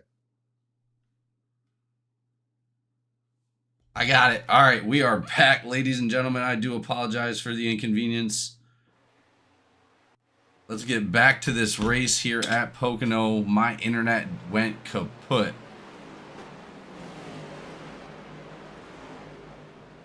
Here we go. Let's get an update on the track. So, guys, while we were gone, what did we miss? Yeah, 2 cautions that appeared depending on when the stream went down there. We did have one where both Malone and Marino went sideways almost simultaneously. Somehow iRacing chose to throw the yellow for Malone going sideways, even though it happened a couple seconds after Marino. And we did have another caution a couple laps later. Cochran, thinking he's only 2 wide, unfortunately 3 wide, and took out Menchaca. Definitely took some self-blame there, and we have been green ever since. All right. Well, it looks to me like we only have 44 laps to go out of this 125-lap race. I'm sure these drivers are getting tired at this point. Cameron Craighead sitting still up front in front of Hunter Birkmeyer, and Justin Openchowski, Birkmeyer's teammate, is now moved up to 3rd. That is an amazing progress for OCS. Once again, guys, I do apologize for that inconvenience. I don't know what happened. I called Spectrum, and they said my bill was paid. Like, I didn't get disconnected, and yeah, I thought I got disconnected. I'd call my wife, make sure she paid the internet. Like, hey, what's going on at the house? But yeah, here we go, ladies and gentlemen. We are back in action. Thank you all for hanging tight in there. Does look like the number 8, Malone, diving down low on Darren Bruce. Darren Bruce door banging with the number 87 of Garrett Caswell. Garrett Caswell moving his way back up into the top 10, but unfortunately, it looks like Jacob Malone is going to take that 9th spot away. All right, I'm back. How we looking, boys? Man, I feel so bad that had happened. You know, it happens, and we were able to keep the race going while you were gone, so I think we're good. That was a first for me. It's never happened to me like that before, not once. I'm looking at this 87 and 8 right now, and man, 87's getting real tight with the 8 car there. Or rather, he was on that last turn. He almost actually spun him out if he went any higher. Well, it looks like the 8 car is moving forward a little bit, creating a little bit of a cushion between him and the 87. Man, it's going to be hard to catch up to Craighead. Craighead is just pushing along, but he does have to worry about the number 95 of Birkmeyer. Birkmeyer doing an amazing job here all night long with only 40 laps to go here. Man, we lost all our viewers, dude. Like 10 of them. We were up to like 18. Now we only got 8. Ugh. Oh, it hurts my soul. Quickly put out a message. Hurts my soul. I feel bad for the viewers more than anything. They missed like 10, 15 laps of this race. Plenty more to go. Yeah, that is true, Mason. 40 laps to go after Craighead crosses the checkered line right now. Everybody's still in this race except for Joseph Barrow and Marian. Marian. Still not sure why Marian came off. Not even sure why Joseph Barrow came off. But man, look at Campbell up there in 4th place. He's been up front for the last, 30 laps.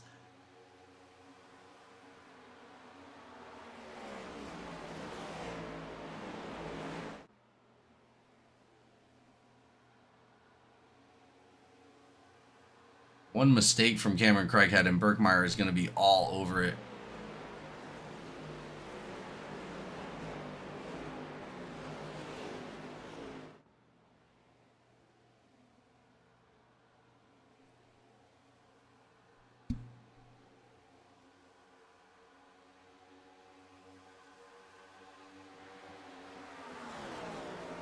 All right.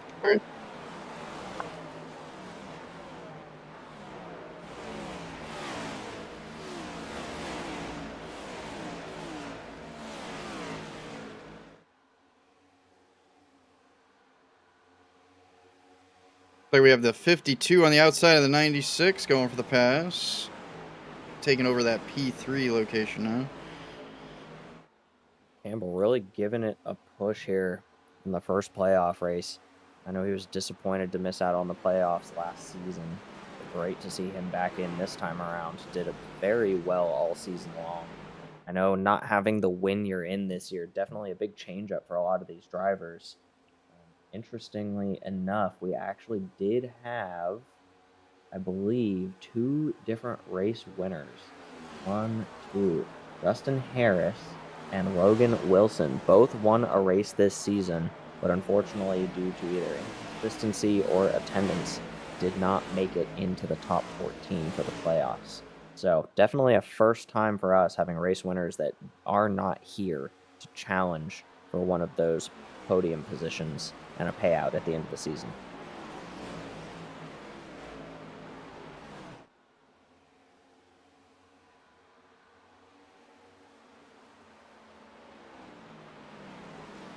Eight kind of moved up in front of the 31, and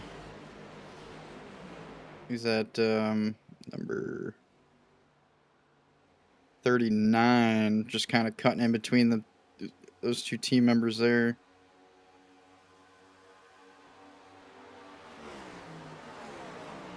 What a surprise Oh, to see. big checkup on Dusty laps. Haynes. Oh, you know he is not happy about that. Marino Jr., somebody who's been in the top 5 of this race for most of the time. Probably sitting back in 17th. Must have had a rough couple laps there. Hopefully we get to see him make his way back up towards the front. Yeah, absolutely. I'm not sure. Did he get caught up in the last caution, or?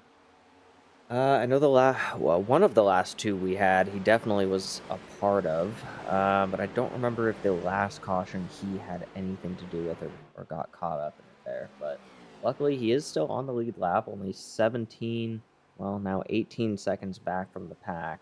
So losing a little bit on the pace there, but hopefully he can kind of close the gap there, about 1 turn behind the rest of the pack.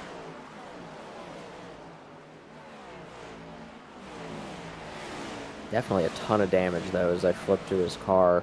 The entire front right side looks miserable. Oh, man.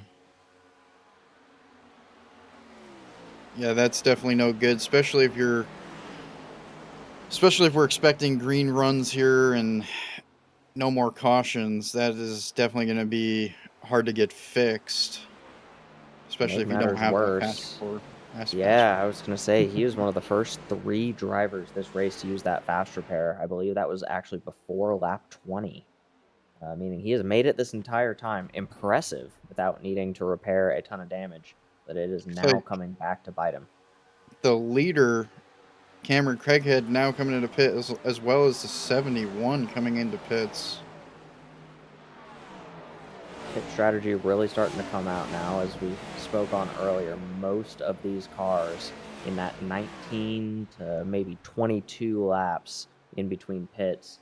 So we're looking at probably another green flag pit unless we have a caution that comes out, and that may be able to take us to the end of the race. For sure.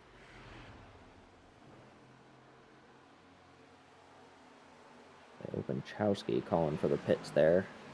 Berkmeyer still holding on, and I was going to Campbell say, I'm thinking shooting them. There we go. Berkmeyer and Openchowski are definitely going to have to make a run into the pits here soon, being 21 laps on those tires. Haynes calling out Campbell taking the lead. Campbell out in the lead. P1 right now. Way out in front.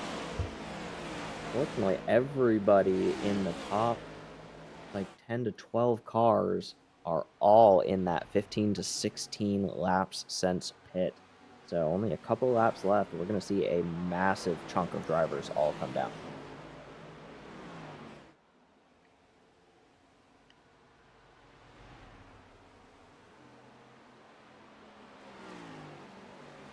With 34 laps to go here, even coming in as the lap that Craighead did come in at, I'm thinking he might have to come in at least one more time, as well as these other drivers, depending on what lap they come in. But I think they're trying to hold it out until at least that 29 marker, which I don't know if they're going to be able to do that.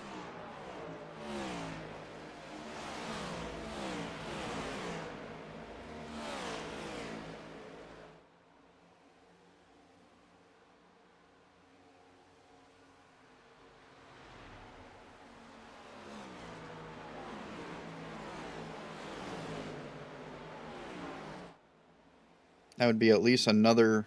well, they might be able to. I mean, that would be about another 4 laps around. Putting them at about 21.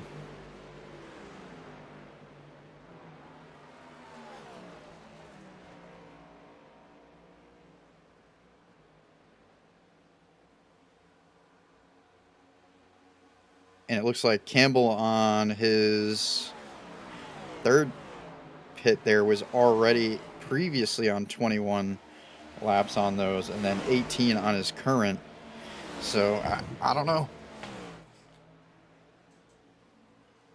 Well, Chris Campbell is in the lead right now. We see those guys must have pitted a little earlier, right? Yeah, definitely. Well, actually, more or less probably a little later than the rest.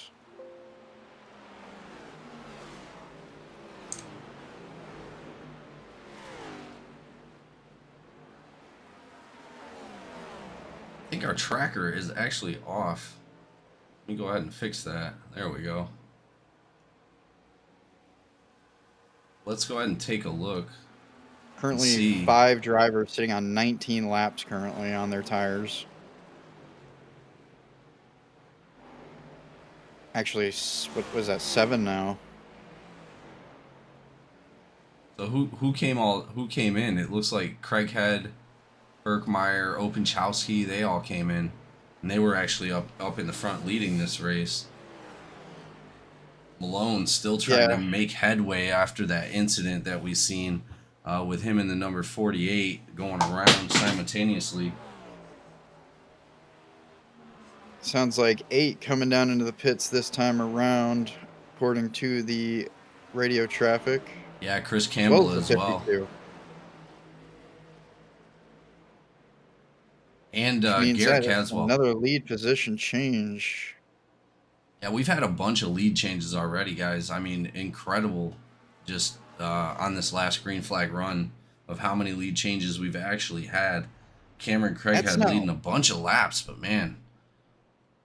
That's now putting Josh McCabe out in the front P1 right now. Josh McCabe in the 36. Yeah, I mean, like we said, McCabe Motorsports doing a great job, or Esports doing a great job this season. He's going to be out there leading some laps for his team, trying to get some of those points.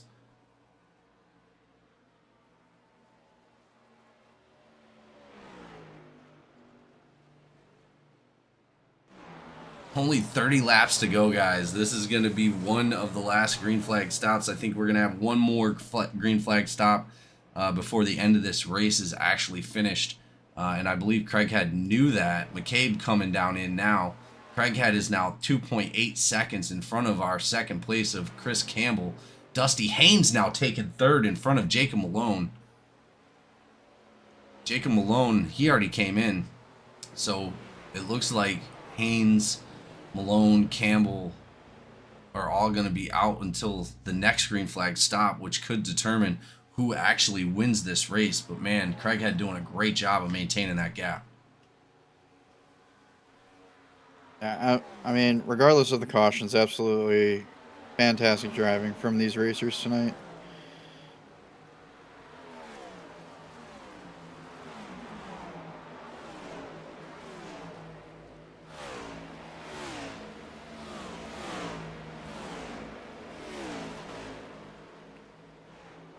Looks like my live chat was down too. I do apologize for anybody that was chatting out there. Oh yeah, we're back. S5S, get back in, restart the overlay. It says lap 68. Yep, we got it, guys. We're back in the money. We're in there. I do appreciate all your guys' patience and happy that you guys decided to come back and watch the rest of this race. With only 28 laps to go, the excitement's going to get nothing but ramped up from here. Looks like Randy Sprouse diving back down into the pits. He just came in a minute ago, I seen. So I'm interested to see what is going on with him. But man, a lot of changes already in this race. Garrett Caswell now back into the 10th spot, looking to battle out with K. Dunn, trying to take that position away of 9th. Openchowski has now dropped back to 8th after that pit stop, and Birkmeyer back to 6th. I'm not sure what Sprouse has going on here. I'm not sure if he's trying to get some repairs in or what he's doing. Let's see if I got any information. Looks like Malone came out with 2 tires, Campbell 2 tires, and Haynes 2 tires. But I don't have any information because it all reset for Birkmeyer and Openchowski and Craighead. I don't have any information on them. So they probably took 4 tires, I would imagine. Garrett Caswell taking 4 tires as well. Cochran. Looks like Kiernan with 2, McCabe with 4, and Menchaca with 4. Oh, it looks like Sprouse is maybe putting on some tires here. Yeah, Jason McCabe coming down in as well. That's going to put him a lap down. He's got a bunch of damage on the front of that 35, unfortunately. That's going to cause some big aero issues.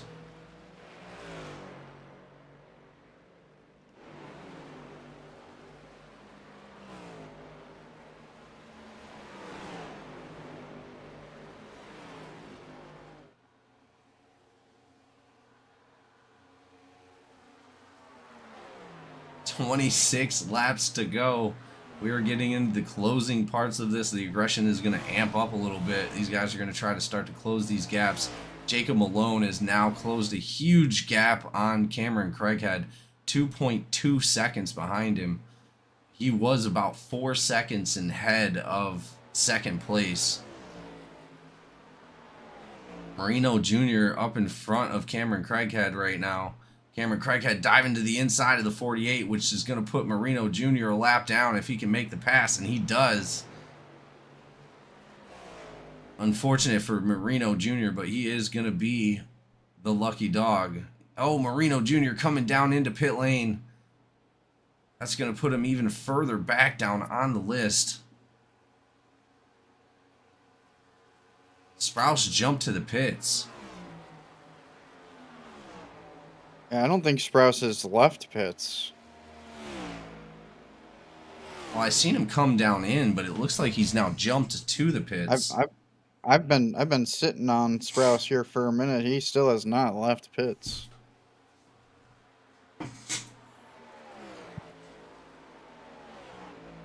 Really unfortunate for the 17. We talked to him earlier, just not having the best night. But again, it looked like it was looking up as he moved up into the 4th spot when we talked to him, after we talked to him. Looks like 48 also just kind of chilling in pits. 52 of Campbell trying to fight for that spot he's got. Dustin Haynes is up into 4th place right now. It's going to be a huge battle. Our last week's winner at Talladega. Ooh. Dusty maybe trying to go for another podium position this week. Craighead is losing big time on Malone right now.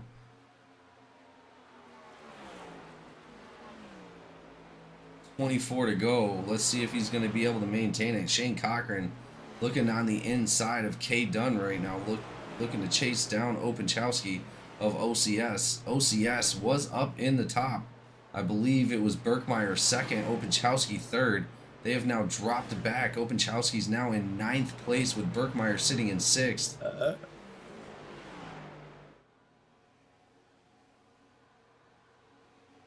I'm just curious if that had anything to do with them taking 4 tires against most people only taking 2 on that last pit stop. I'm pretty sure that's exactly what happened. Yeah, I don't know.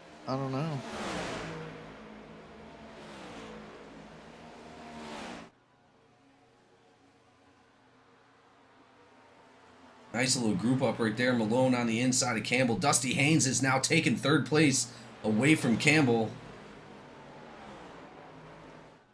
Oh, Gallman going around on the front of the 95. Oh, no. Looks like he was able to keep it low. Nobody else involved there besides Berkmeyer and Gallman. Let's go have a look and see what happened right there, ladies and gentlemen. Looks like 95 got into the back of 71, and 71 went around. No, it looks like the 71 got loose. Copy. Oh, yeah. Now that I'm rewatching, he definitely got loose there.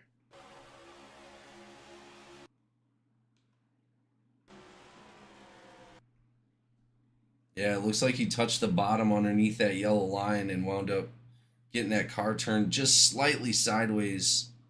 Ooh.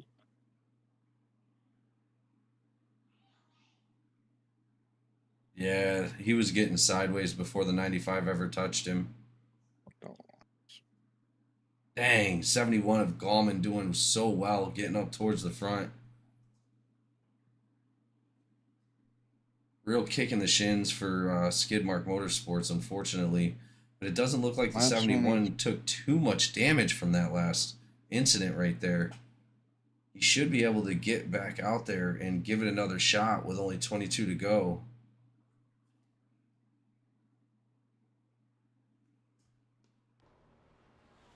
Yeah, he was able to lock it up before he actually hit that wall. Good for him.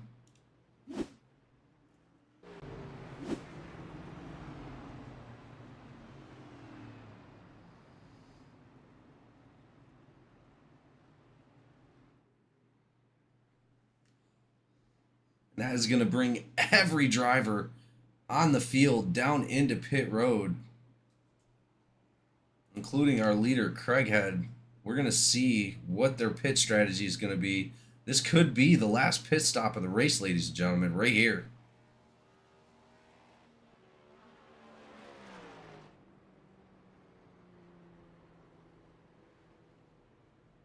With 21 laps to go and 40 minutes remaining, it's going to be a very intense 40 minutes. A bunch of cars making it out in front of our leader, Cameron Craighead. Craighead dropping back to 6th. Even Malone jumped in front of him by 1 spot right there. We still got a couple cars that are sitting in the pit zone. 95 of Hunter Berkmeyer coming out with the pit stop lead right there.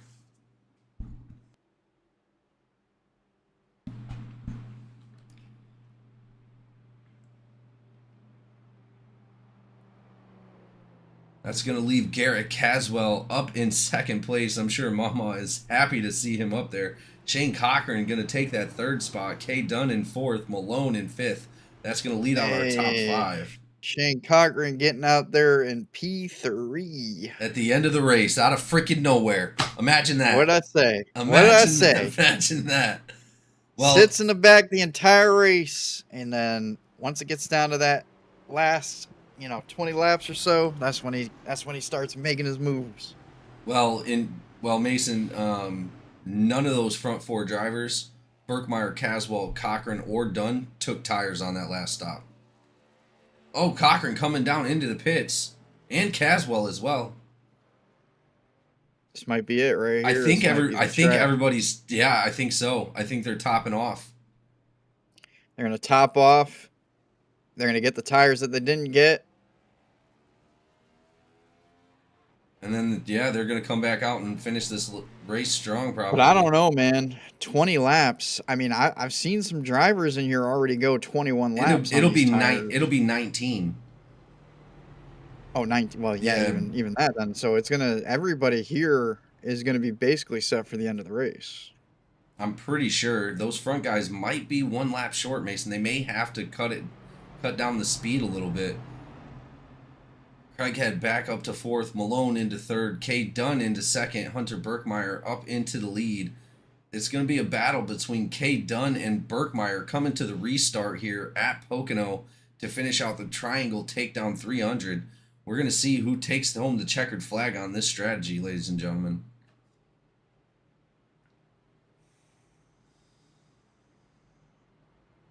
Is it the guys that topped off, or is it the guys that stayed out? I don't know. It's going to be questionable. Berkmeyer and Dunn still out there with fuel only. Cochran only taking fuel. Caswell, everybody that came in only took fuel. The only people on fresh tires is going to be Jacob Malone, Cameron Craighead, Dustin Haynes, and Darren Bruce. Oh man, I don't know about that. That's a huge strategy split, Mason. I'm not sure what we're going to see. I'm going to call that a huge risk take. I agree. Taking fuel only could cost you the win. If I'm coming back in to top off, I'm definitely getting those tires. Here we go, ladies and gentlemen. Pace car dives off the track. Green flag is out. Berkmeyer with the restart. He's going to dive to the outside, as we've seen him do several times on. I think he did like 3 restarts already. Here we go. Is this going to be it? 19 laps to finish out here at Pocono. Cameron Craighead splitting it up, pushing out into the wall. That's going to cause an issue for the number 31 of K. Dunn. Malone out to the lead. Cameron Craighead down to the bottom, side by side, coming out of turn 2. Whoa, 39 going around. Whoa, he was able to recover. Darren Bruce. Out in front of. Oh man, out in front of Cochran though, slowing Cochran down really slowing him down back there. Cameron Craighead now up to the lead with Jacob Malone on his outside, side by side, coming up through the front stretch. Berkmeyer blocking Haynes back there. Haynes trying to pass. Haynes on his outside. Still on his outside. Pair door to door. Oh! That was incredible. 3 getting into the 95 of Berkmeyer. 52-87-31, trying to split a 3 wide. Unfortunately, was not able to. 52. Whoa, and 31's going around off the 87. And that is going to bring out another caution. That was the 31 you said of K. Dunn? Yep. Dunn into the wall hard right there. Let's go take a look and see what happened. I don't know. That's a toughie because they were in a turn. Oh, I see neck code right there. I can't really tell if 31 came down on top of the 87 or the 87 went up into the 31. I actually seen some net code that caused a little bit of disturbance in the 31. Let me slow that down a little bit. I have to go out to a rear chase here.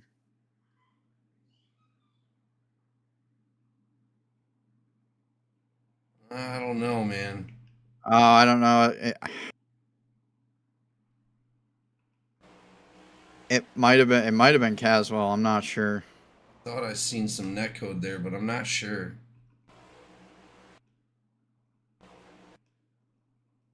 Every angle I'm looking at. I mean, it's hard to tell because they're in a turn.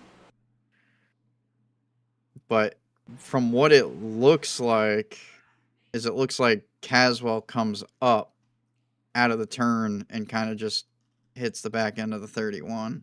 Let me look at the nose of Caswell coming into that.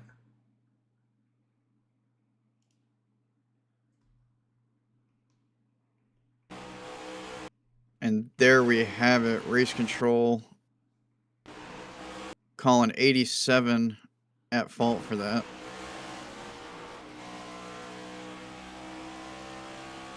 Man. No good for 87 this late in the race.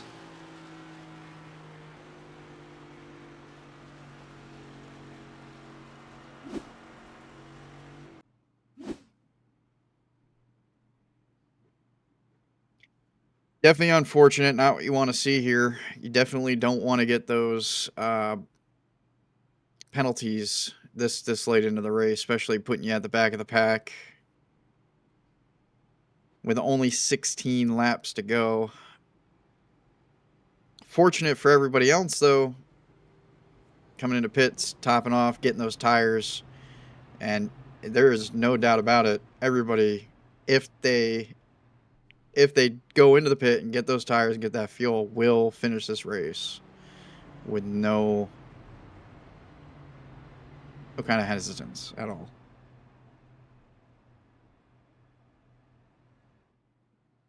Oh, my caution tracker is off a little bit. It says second caution, but I know this is what, the sixth caution? I think we're around. I think we're around 6. Could be. Well, I think we had one when you were out as well. Is there a place where I can see that? Mine's on my tower.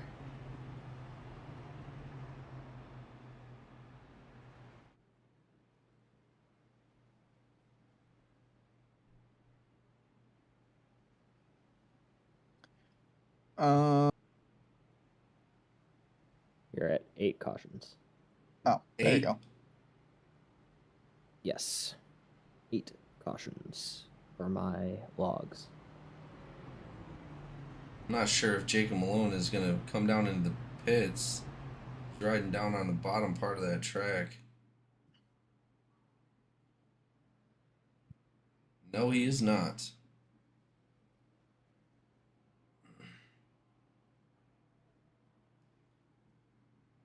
Looks like one of the McCabe's, Jason McCabe, coming down into pit lane in that number 35. Bunch of damage on the 35 right now. Yep, 8.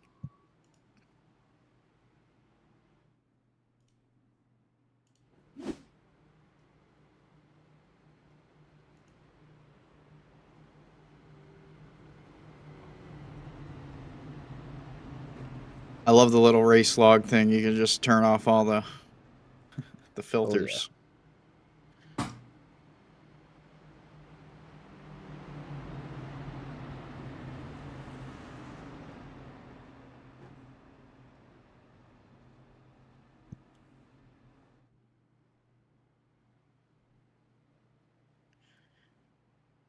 All right, and we're repacking them up again. 35 coming around.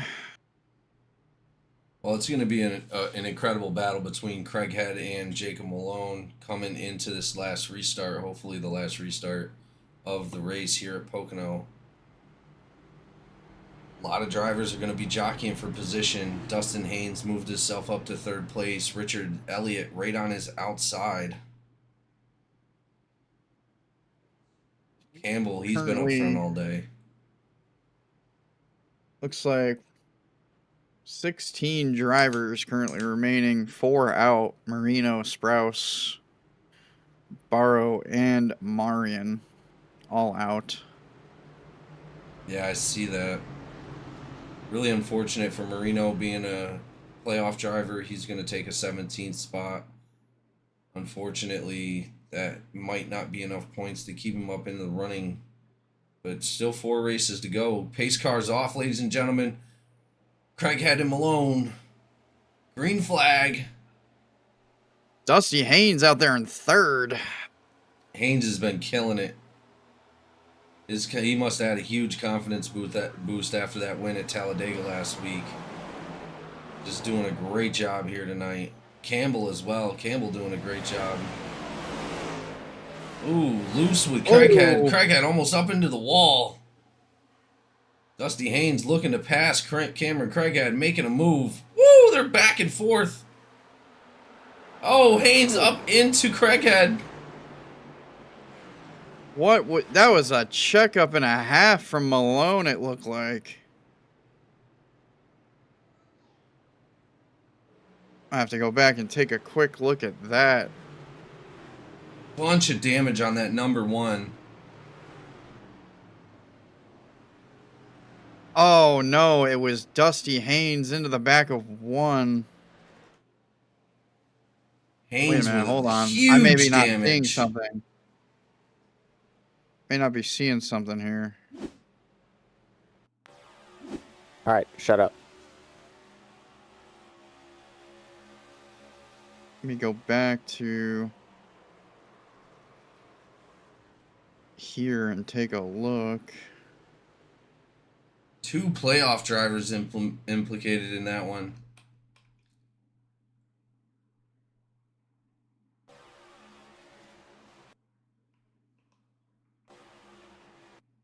It's like Dusty down to the bottom of the track. 1 came down to the bottom of the track as well.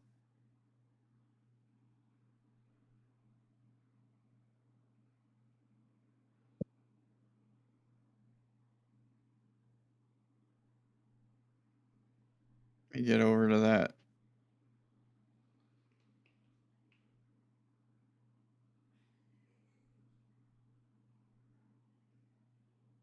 Dusty down to the bottom.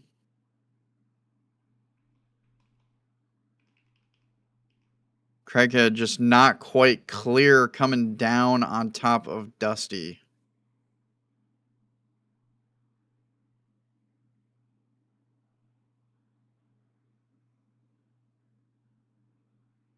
Oh no, that's going to be a hard call. That's going to be a really hard call.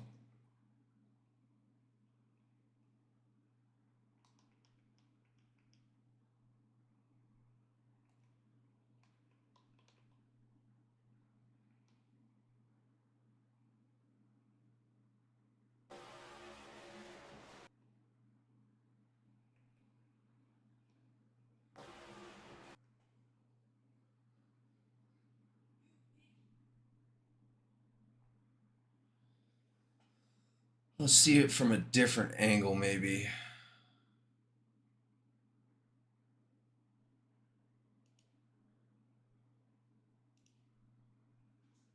No, that ain't gonna give us what we want.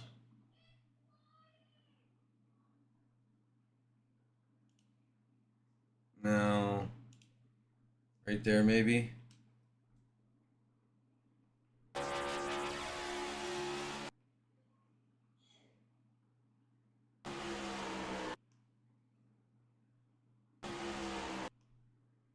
Oh man, that's gonna be. I am not envious of race control right now because that is gonna be a hard call.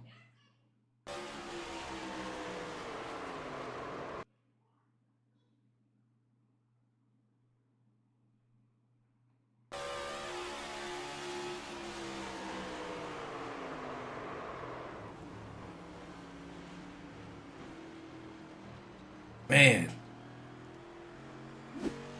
Either way you dice it. Bad move, I think, by the 3 and the 1 car.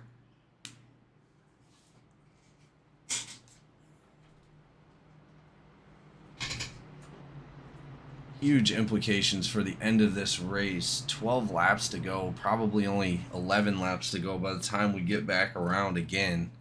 I'm not sure where they're going to go on that one. Craighead down into the pits. Looks like he's trying to get some of that damage fixed. He did use a fast repair earlier in the race to get some of that fixed. Craighead coming back out.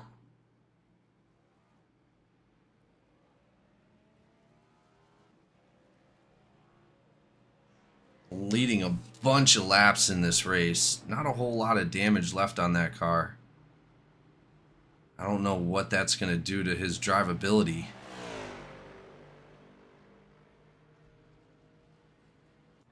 Stays on the lead lap though. Good effort by Cameron Craighead of not losing his cool. Coming back out onto the track to get as many points as he possibly can. Dusty Haynes still sitting in 12th. Not sure if he had a fast repair or what. Must have had a fast repair.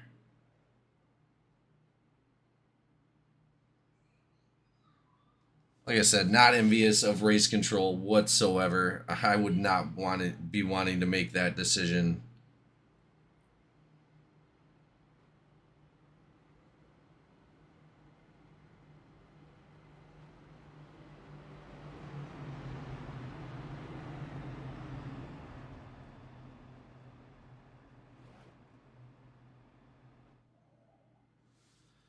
Yeah, I'm not sure. I don't know. I can't make a real call on it. Obviously, being broadcast, I don't want to speculate at all of what that was for, how it happened.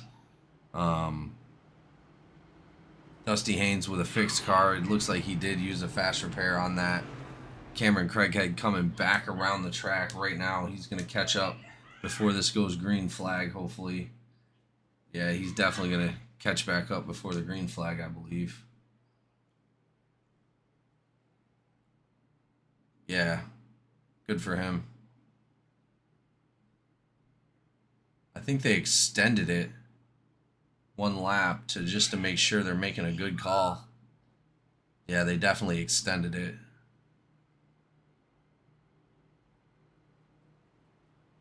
Incredible turn of events either way. Jacob Malone is going to be up front with Chris Campbell right behind him. Richard Elliott in third. Josh McCabe moves up to fourth. And Michael Minchaka to fifth place. Uh-oh, that's going to put Cameron Craighead right behind the number 3. Hopefully there is no retaliation.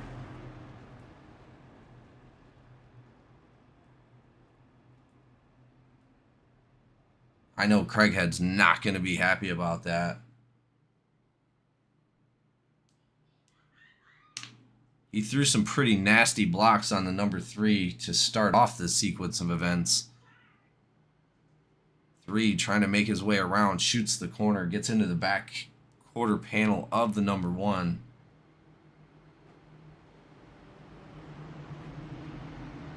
In all honesty, I think they may have to call that a racing incident. I'm not sure though.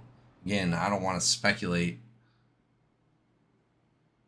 I'm sure the number 1 is not going to be happy either way they make that call.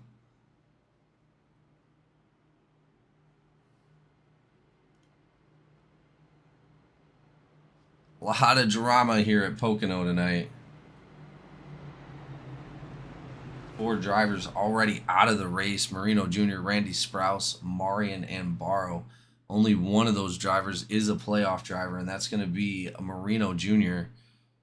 Not the finish he would want tonight, but at least he's going to come out with some points.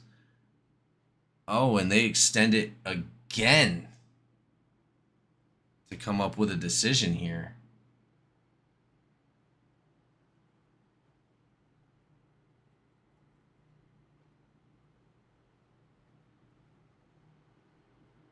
Now, keep in mind, ladies and gentlemen, race control can extend the caution as long as needed to make a determinate decision on a caution. So if they can't find anybody at fault on the first round or 2, they can extend it as long as they need to make that decision. I'm not sure if they're going to call that on either driver at this point. This is the first time in GEC history we've actually seen the caution go multiple laps to make a decision on the caution. As we do have race control back into the booth with us, Mason, what was the decision on that last one? The decision.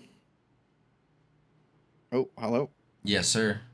Okay, sorry, I was blinking out a little bit. The decision on that last one ultimately became a racing incident. That's what I thought. There was no way to tell who exactly would have caused that as we were looking at it, and Well, it did look like the 3 was already underneath the 1, right? And the 1 was already coming down. So I would have made that same call as I stated a few minutes ago. Yeah, we did see that as well, and we were trying to determine whether or not 1 would have actually been at fault for that, or it would have been the 3 for going under the 1 as the 1 was coming down, and there was just no way. There was no way to tell whether or not either one of them knew what was going on in that specific scenario. So we just call it as a racing incident and we move on. Well, green flag is back out, Mason. We got a battle between Malone and Chris Campbell. Here we go. This should finish out this race with only 8 to go, ladies and gentlemen. Dusty down low, going in real hot, getting door banged by the 96. Justin Openchowski and Dustin Haynes getting into it down there. Dusty Haynes going around. Oh, he's able to recover. Oh, 3 up into the wall, 5 up into the 3. 3 with a bunch of damage. Yeah, very unfortunate for Dusty there. Although he was able to recover, he definitely took some wall damage there. Man, unfortunate for the number 3, doing great all night long. Series of events at the end of the race just wound up taking him out of the running. He's still out on the track, but it's going to be hard to catch back up, Mason. Yeah, for sure. Also, some drivers not so happy with us race controllers with having to extend laps earlier there. Unfortunately, when a decision has to be made and it's hard as that, sometimes we have to extend laps, regardless of how close we are to the end of the race.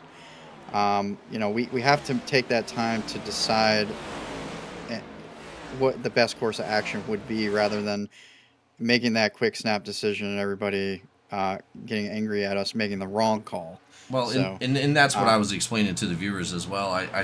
In our handbook, it clearly states that race control can extend laps as much as needed to make a decision, especially a hard decision like that one. This is the first time in GEC history where we've had to extend it that many laps to come up with that decision.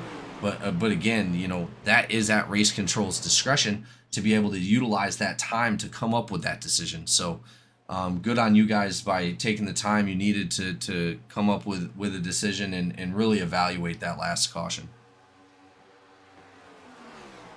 Ooh, back and forth between Caswell and the 87. Oh, up on the track, into the wall. 95 taking some major damage there. Probably going to be the end of his race on that. I mean, that was a hard hit. Unless he has a fast repair, he might be able to get back out there. But, wow, that was a hard hit to that outside wall. That was Berkmeyer and looks like Caswell. Caswell, yeah, oh, man.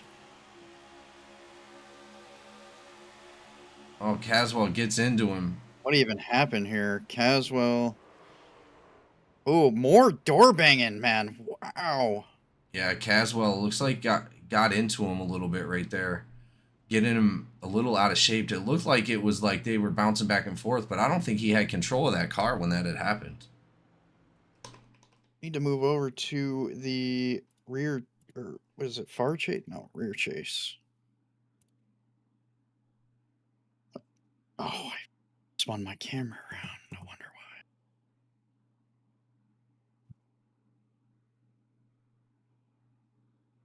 Let's take a quick look. Oh, man. I don't know. I think that might be called on the 87. I'm not sure. 87 down into the bottom wall right there. But the 95 shoots back up onto the track. I don't know if I'm slowing it down and looking at this correctly. It doesn't appear that Caswell budges. It looks to me as if maybe 95 comes down a little bit. He was already up into him when that had happened. 95 is pushing his line, and I'm telling you, I mean, yeah, it looks like that, but I'm telling you. I mean, I'm just looking at it from like the front view. If you're watching the rear chase off of the 87, and then slow 87 it was down. just too close, in my opinion.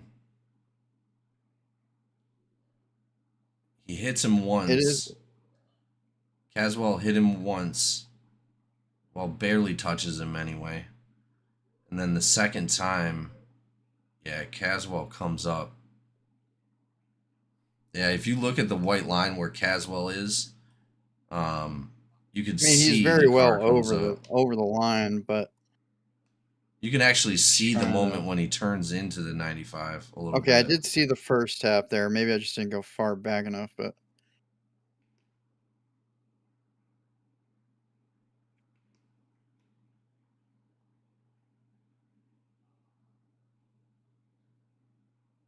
yeah, I don't know. I think that might just be on the 87 for I don't know, maybe just well, I don't know.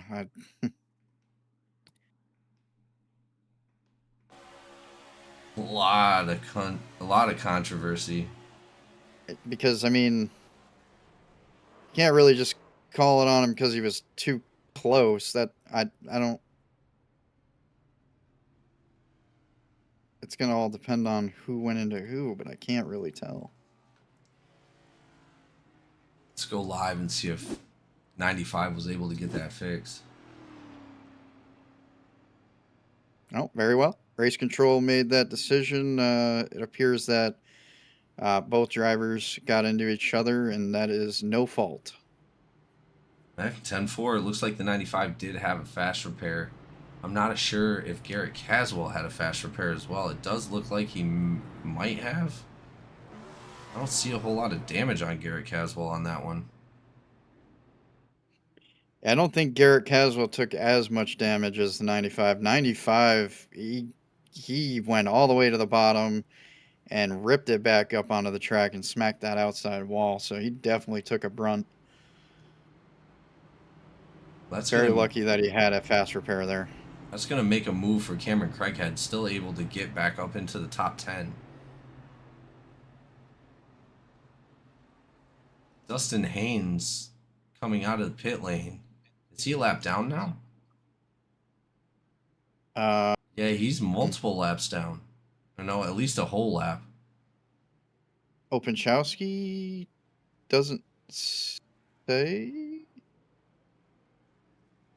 Doesn't say he's any laps down right now. He is in 11th place right now. Maybe he made it out before the call. Doesn't appear anybody is currently down any laps. Well, either way, Mason, either way, this is it. This is the last stretch to be able to take it home. Whoever stays up front is going to take the win here. No matter caution or not, this is the end of the race. So let's hopefully they can keep it clean. Few laps. Malone up front with Chris Campbell, Josh McCabe, Richard Elliott, and Kenneth Gallman. Gallman making his way back up front after that earlier spin off of somebody's nose. I'm excited. I'm glad I'm glad that can't wait. We're going to be closing the books on race number 1 for the playoffs, and it's going to be real interesting to see who can keep it together. And that's going to be the key goal for these last couple laps, is who's going to keep it together. We don't know. This is their green-white checkered, because they don't get green-white checkers in the Cup Series. These guys are going to finish this race whether a caution comes out or not. Heard from race control, it sounded like at least half of the field here has like front right damage. So yeah, a lot of them do from bouncing off that wall. A lot of them do. Craighead as well. Craighead's got a little bit of damage from that last incident with Dusty Haynes. See Cochran sitting up there in 7th. Yeah, gonna be crazy interesting. These guys are gonna be pushing really, really hard, as we know they do on these green flag restarts Here we go. Pace car's off. Green flag's out. Here we go. Darren Bruce trying to cut it 3 wide already. Whoa! 0-2 pushing up, trying to block him out. Incredible move by the 0-2 of Richard Elliott. That's going to give the advantage to Jason McCabe. Or, I'm sorry, Josh McCabe to dive down low. Campbell keeping it up high in front of the 0-2. Jacob Malone walking away. Oh, 32 of Menchaca up into the wall hard. Let's see who can keep it together here. Coming across the finish line. We're only going to have one lap to go. Wide. They were 4 wide there for... Oh! Number 1. Craighead? Yeah, he went around. Well, he didn't go around, but he went up into the wall there. He got pushed. He lost it for a second. Went into the wall, but I think he was able to recover. I don't see any flags, so... Malone coming across for the white flag right now. Here we go, ladies and gentlemen. This is it. Final lap here at Pocono to end out the Triangle Takedown 300. Thank you all for watching. Been an incredible race so far to start off the playoffs. A lot of controversy, heated drivers. Let's see what happens. Jacob Malone still walking away with it. Chris Campbell is able to keep up there in second place. Amazing run by Chris Campbell tonight.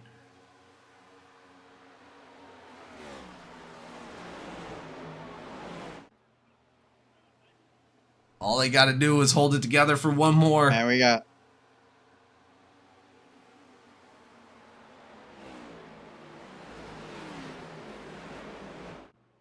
Here we go, ladies and gentlemen. Jacob Malone takes home the checkered flag here at Pocono.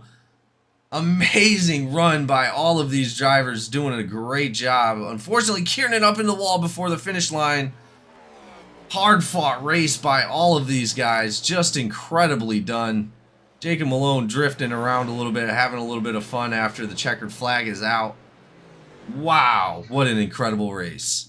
We're going to go ahead and bring up our podium. Jacob Malone, Chris Campbell, and Josh McCabe. Once again, Josh is on the podium, but Chris Campbell in second place.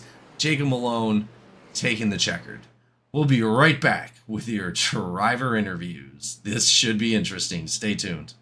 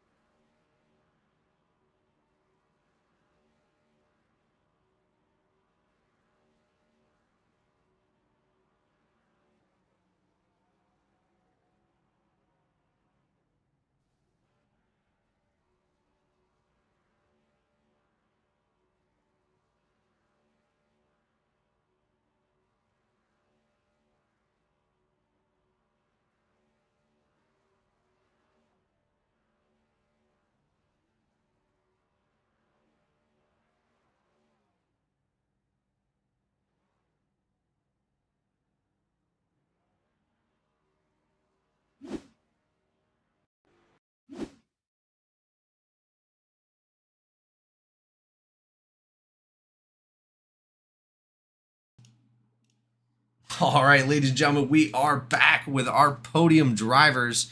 Obviously, we're always going to start off with our checkered flag winner, Jacob Malone, in that number 8, coming home strong after a really hard-fought race. Amazing job out there, Jacob. How does it feel?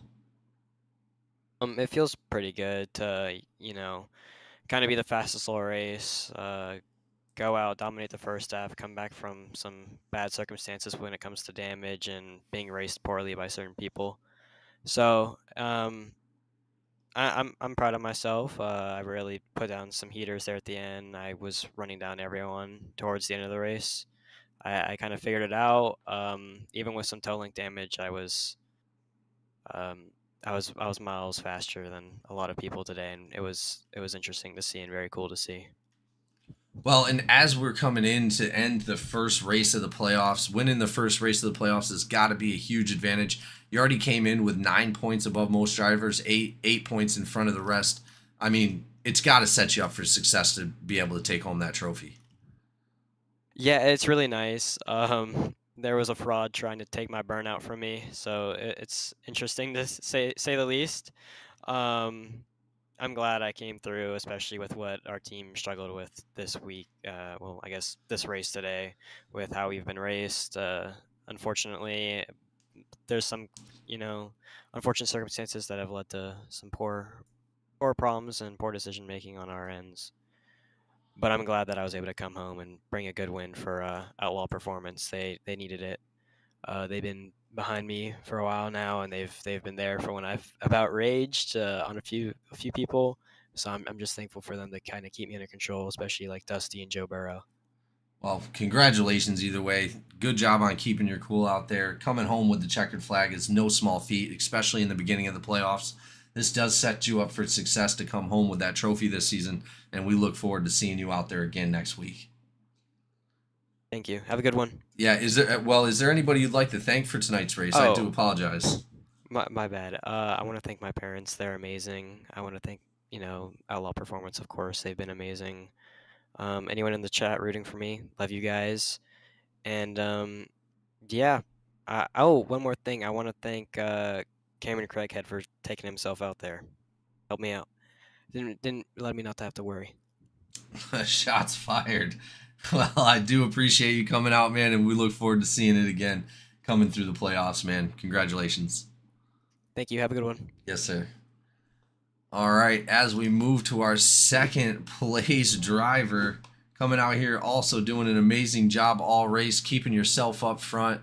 I know it was a hard-fought race. How does it feel coming up here and taking a podium for the first race of the playoffs?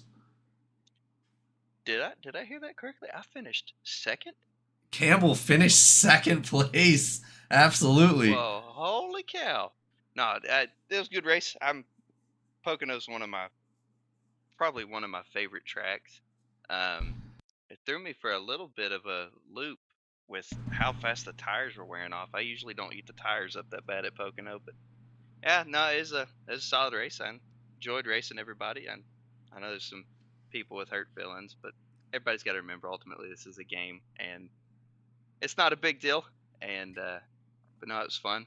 Tickled to death I made the playoffs after a terrible last year. I finished 22nd in points last year, and then made the playoffs this year. Finished second, so hopefully we'll win one. I just need Malone to like get sick or take a race off or something. Maybe I can win.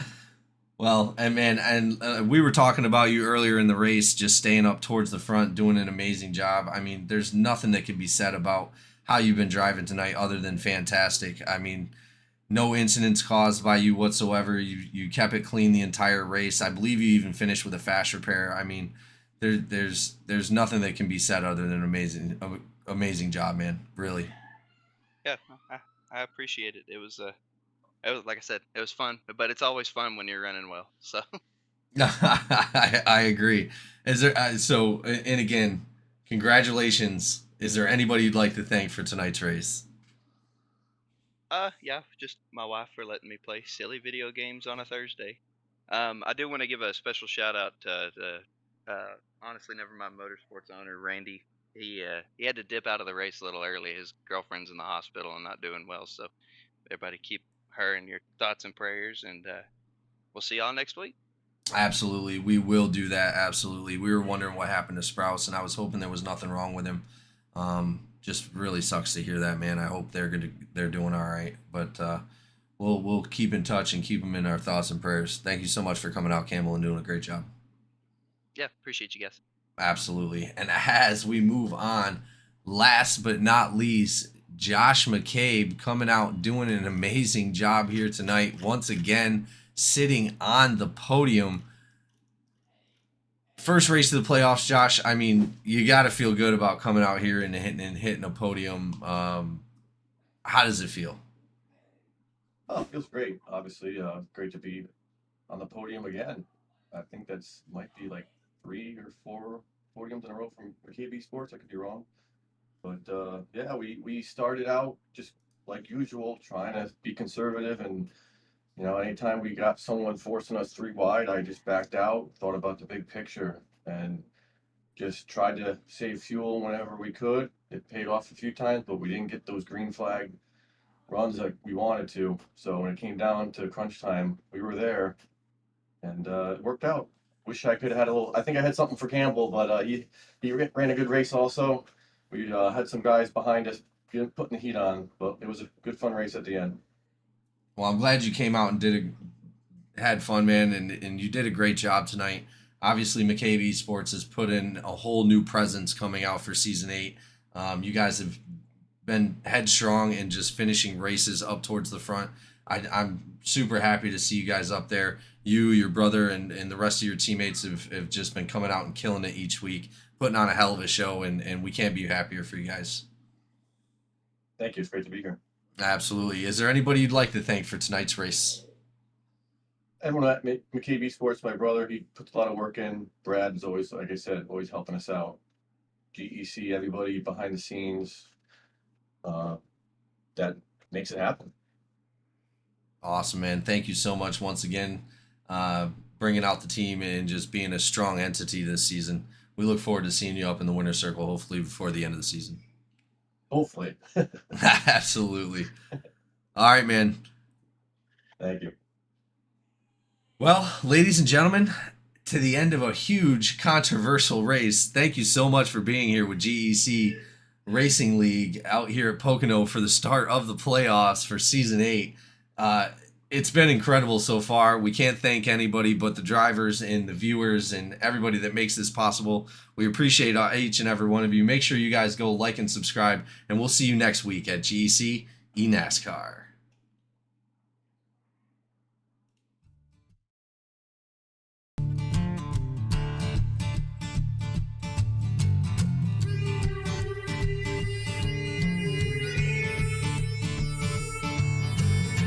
Sun's going down and the rig is on. iRacing is where I belong. Discord's lit and the drivers are here.